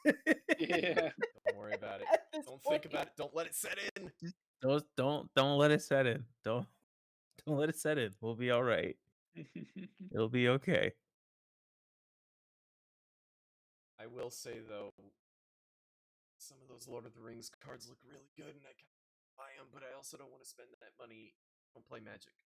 Listen, the only reason I know what the heck you're talking about in whenever you talk about Doctor Who is because they released those Doctor Who pre-constructed decks. Yep. And there's a deck with a bunch of the old doctors in it. My friend built a deck that has I think the 11th Doctor. Yeah. That's an amazing card. Yep. Well, it's called like the 11th Doctor. It lets you have no you minimum call it the hand 11th size. Doctor, but yeah. Yeah. Matt Smith It's is the 11th amazing. Doctor. It's a godlike card. Yeah. The gimmick is my friend built a deck. He calls it the Bunny Cop deck. And what it's built around is making everybody in the game draw as many cards as humanly possible. However, your maximum hand size is only 7. Yeah. So basically, you're constantly having to discard unless he pulls out the 11th Doctor, and everybody gets to have an infinite hand size. Everybody wins. Oh, that's funny. That's funny. Yeah. Everybody gets to play. He is literally insane at Magic. He destroys me every time we play together. Shout out to Commander. Oh, fun dang. game. Now I kind of want those Commander's Doctor Who cards. So Please. Commander's so much fun. I love playing it. Zach, please don't. Don't. No. Don't. No. I'm not. I have my 2 decks, a blue and black deck and a white and red deck from the one time I bought like I forget, it was like a sample, whatever they call it. I don't know. The Lotor sets might sound tempting, but I promise you, don't. I am happy with the 2 decks I have. Nice. They don't even make those anymore, actually. The welcome decks? They don't do that. They're like, why would we give free product? You should be giving us money. Give us money. Money.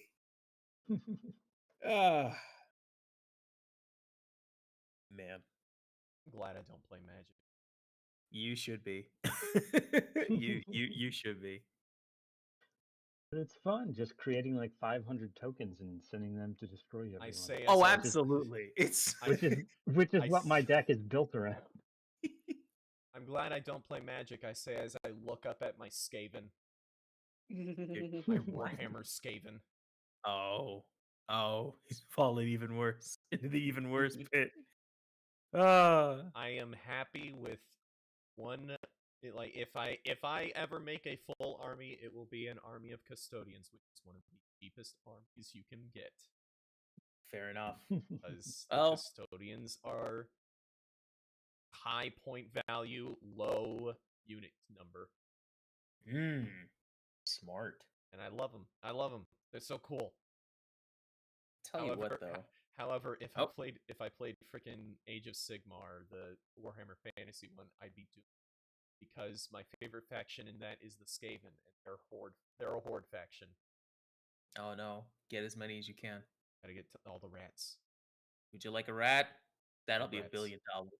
Dude, I love these rats. They're so evil. I love them. I tell you what, though. Hopefully this Gundam manga caused me to fall into the spiral that is building Gunpla, because I do not. That is a whole nother beast. I built one Gunpla because I was curious, and I enjoyed it. It was fun. And then Sounds like a fun my brother got me one for my birthday, and I'm gonna build that too.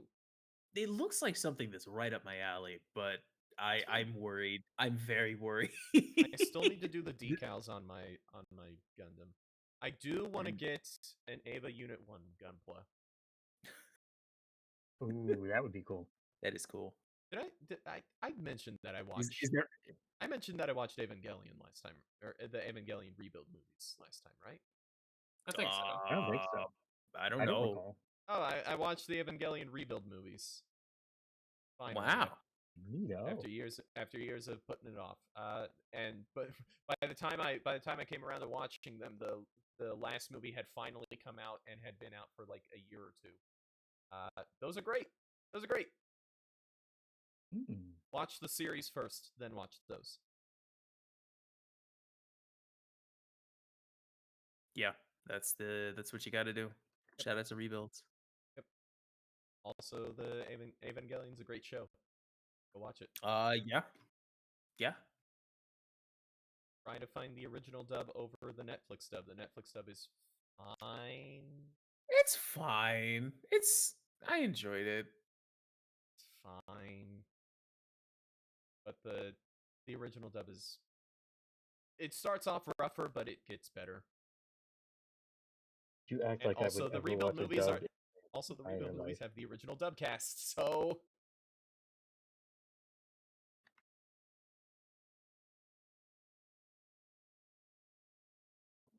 Listen, this is America, where we watch media that's only spoken by Japanese people. No dub, only sub. Never dub. Oh, they do a good job. And I swear, if you come in saying, I watched the show Cowboy Bebop, I love the Japanese voice acting. Oh. we couldn't be friends. No. I'm sorry. Hit you with a nuclear bomb. That'd be rough. It'd be a more personal hit to me if you came in and said, "Yeah, I watched Bakano and I watched it in Japanese."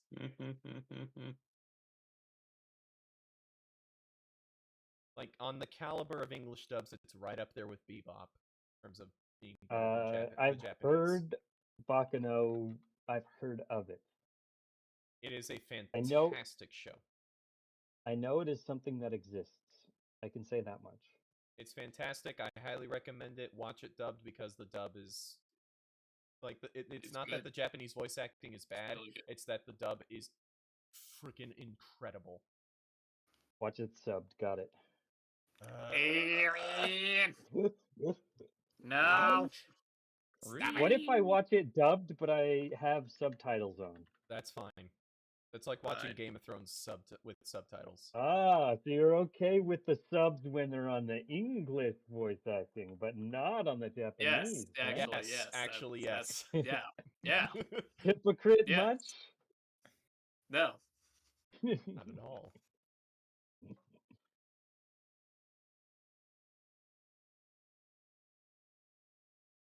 And can't wait for AI to start doing all the subtitles. Oh man. Well, there's AI is there's insane. some companies that are thinking about it for like we don't have to hire localizers anymore, and there are others that are like, these localization teams that we hired last time did a horrible job. I think AI will do it better. Oh my gosh, there was a JRPG where the localization was so bad that it actually affected gameplay because like the description for certain attacks was like actually wrong. And Oh my God. and the Japanese developers came out and apologized and said we're hiring someone to fix it. Dang. Like I thought we stopped shoddy localizations like that back in like the PS2 days. Unfortunately, the more popular it became, the more cheap, uh, super cheap, overworked translator companies popped up and decided to ruin the market again. Yep.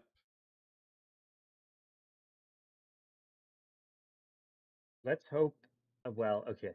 I was about to say, let's hope that now that Funimation has been bought out by Crunchyroll, that we'll get some get some good localizations. But no.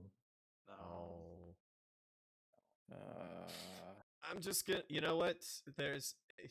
It's a sad situation where I look at a show and I have to think, maybe I should just look up some fan subs. I haven't had to do that since the mid-aughts when I was first getting into anime. And that was all that I had. Because that was the only option. It was the only option. Dude, the frickin' translators no Keikaku means plan stuff. I actually saw that kind of stuff. I actually paused an episode of anime and read a whole contextual thing of this person called the character a radio man. Radio Man is a Japanese Japanese reference to this specific concept, and I paused the episode to read that. Modern anime fans they don't know, man. The kids don't know. The kids don't understand. They don't understand. Back in our day. Back in my day. Back in my day when I didn't know what anime was until I watched Full Metal Alchemist. Back in my day when freaking Pokemon was just another cartoon and not something from Japan. Yep. I didn't know what a Japan was. Yeah. Not at all. Nope. Not one bit. Nope. I knew what China was because it's the biggest country. Yeah, it's the biggest country in the world. Yep. And for some reason, as a kid, I was like, if I do DNA test, I hope there's part of me that's from China because that'd be cool. I don't know why it was cool. I don't know why it would have been cool.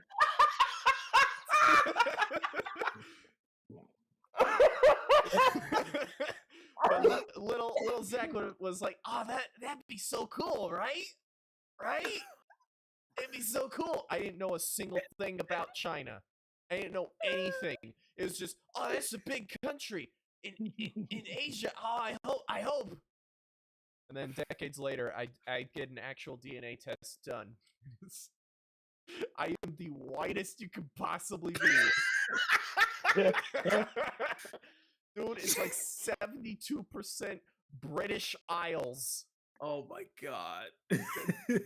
20-something% German. Yeah. A little bit of Scandinavian, Italian, and then broadly European. Yep. And then a tiny fraction amount Coptic Egyptian and Sub-Saharan African. Hey Zach, I got you beat. Oh yeah? How you got me beat? I'm like 90% British Isles. Oh, there he goes. Excellent. I got you beat. I'm even whiter. But do you have a tiny like trace percentage of sub-Saharan African? No, I Oh, don't. oh, then you are Not you even are. a trace, man. Oh, good lord. Man. I hear 23andMe is actually going out of business. Well, yeah. Imagine that. Hey, do a DNA test. Okay, sure. Wait, what else can we sell them? Can you subscribe to this thing? You'll get No. more information. No, I already got my info. Why would I do that? Health updates. No. But you can That you can and meet more you have DNA the clientele. relatives. You got the market that's like, I'm not giving you my information. Why would I give you my DNA? Don't you want to meet some people who you are DNA relatives to? Listen, I don't need a DNA Yes, test to know where my heritage comes from. Okay, I don't need to know any more of them. I don't need to. I don't think 23andMe is gonna tell. Ready? No, I'm just saying. That's all I'm saying. Hey, listen, I got some very specific results, and I also found out that the rumor that on my dad's side that we got some Cherokee in it. Yeah, it's complete bullcrap. What? At the What? very least, No. At the very least, I didn't get a single drop of it. Dang. Now the rumor of something going on my mom's side of it that was actually kind of true. At least according to my DNA test. Well. Ironically enough, it was the northern side of the family that had that, not the southern side. Oh, good grief. Interesting. I wouldn't chalk it up to irony. Really? Really? No, I wouldn't. No. I mean, like, there were tribes all over the place. I'm not gonna. No, I'm not talking. No. I'm not talking about Native American. I'm talking about that little drop of sub-Saharan African. Oh. Like I said, ironically, it was my mom's side, which is all from the north, that had that rumor, and not. What do you mean ironic? I don't know. I feel like I feel like that makes sense. That makes sense. Can't argue with you on this, Jordan. Yeah, you're right. Don't. That's a smart idea. That's a smart idea. It's like, Nelson, is this the hill you want to die on? It's not a good hill, my dude. Once again, this is a clip that if I ever run for president, that is going to come back to haunt me. You'll hear my voice. You'll hear my voice. Oh. I don't want to be president. Besides, besides, I'm not almost 80 years old, so I couldn't run. Dang it! Oh my god! Oh god, it's that year again. Yep, election year. Isn't it so much fun? Dude, it's like 80% of Americans are like, please, can we not do this race again? We did this one last time. Let's not do it again. We did this last time. Do we have to do The it year again? The year's But also- 2020. San Francisco and the Chiefs are in the Super. Final Fantasy remake is releasing on the PlayStation. The presidential election is Joe Biden versus Donald Trump. No. The year is 2020. It is 2024. No. I can't do this again. The time loop. Oh, please. We're caught. It's the actual reason that it's going the same is that both parties are like, there's no way we can. I mean, look at him. Look at him. There's no way we could lose. We don't have to try. There's no way we could lose. One of you is gonna be wrong. One of you has to be wrong. So anyway, I've been looking at master's programs in New Zealand again for no reason. You know? Don't worry, nothing goes wrong in New Zealand. Nothing whatsoever. I say knowing zero about New Zealand. Yeah. Knowing It's like, zero I just things about New need Zealand. an out. Except there's a bunch of sheep. Apparently more sheep than people in New Zealand. That makes sense. Hey, I got a rangeland and wildlife degree. And there you go. Just go out Right? into the nothingness and just only be heard from on the podcast. Yep. Mitchell's just gonna be like, all right, guys, I got a bootlegged this internet connection out in nowhere. It's And like I'm I'm streaming from holding there." up like one of those radio telemetry we use. I just covered it in tinfoil to get an internet connection. And we hear sheep in the background. And Mitchell starts like shouting at one of them to stop chewing on the cords. Pretty much. I mean, in this job, I am chasing away cows to stop them from licking the paint off my truck. Oh, there you go.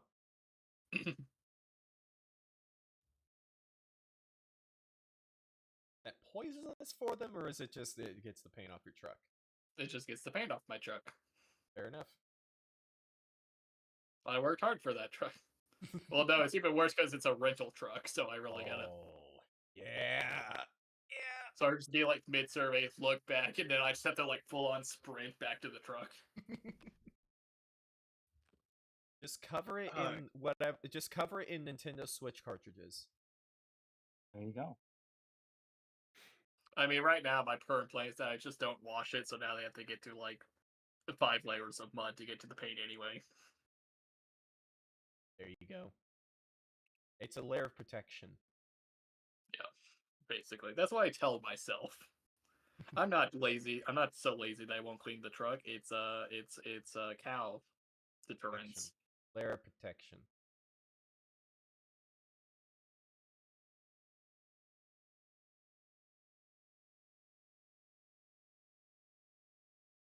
Come on, guys. 3 more minutes and then the broadcast will have been going for 4 hours. No. And our suffering. Oh my No. god.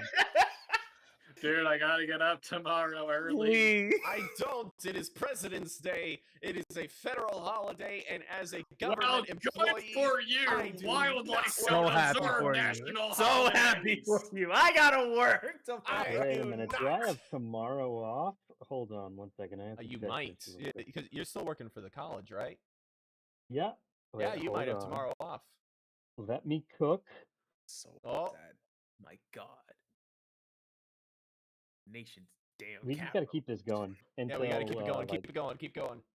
I'm at All the right, week. just keep it 3 going a.m. without Go me. get I'm President's 3 Day off. a.m. This is whack. This is whack. This is whack. I'm gonna start. I still Working got in the nation's capital, you don't get President's Day off. It is George Washington's birthday, sir. Okay, actually though, this President's Day, whack, because it was Lincoln's birthday and Washington's birthday. So we should be having 2 Mondays off consecutively. But instead they consolidated it into one holiday. So it's we gotta keep the drones going. Like, come on. Give us an extra day. Give it to us. Maybe they Please. should just give us a day off for every single individual president's birthday. Yes. You ever think about Yes. that? You know, honestly. All right. Oh boy, can't wait. This year we get a new day off. Woohoo! 45 days off from actually though, wait, you might actually be good with this. Hang on a second. Hold on. Cook? If a president gets elected to a second term, that doesn't count. So now I know who I'm voting for president, just to get that extra day off. Oh no! But it's Oh my it's the God. day that's already been there before, so it's already on the calendar. No, we just get another one because it's always observed. Washington's Oh my birthday is actually like Thursday. Oh my goodness! Gee. So, Take unfortunately, I don't get President's Day off tomorrow. Oh, Womp womp. dang it. Womp Join the womp. club, Wonder if my bank is open. bro. Probably not. I need to make a call because my online banking decided, hey, you need to change your password. And I said, okay, let me change my password. And they said, hey, it's not working. Call the bank. And I called the bank. You are not calling in working hours. Please call at this other time. And I said, it is 5 o'clock on Friday. The bank is no longer open on Saturdays.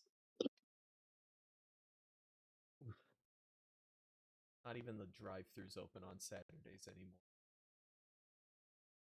Seems like the prime opportunity for a bank to be open on a Saturday. You would think. Banks? You would think, but That's banking when hours. I would need to go to the bank the most. Yeah. Banking hours. Banking Banking hours. hours. They make no Because sense. banking Sorry, hours are we working. open at 9 and close at 4. Yeah. Oh, cool. That's the entire time that I'm at work. Man. Sorry, PTO. Should really do something about that 9 to 5 work week, huh? Hey guys, we hit 4 hours. We hit 4 hours. All right, see you later, guys. Goodbye, Okay, bye. everybody.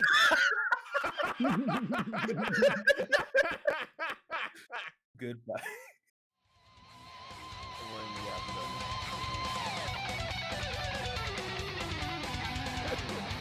That was incredible, Mitchell. That was incredible.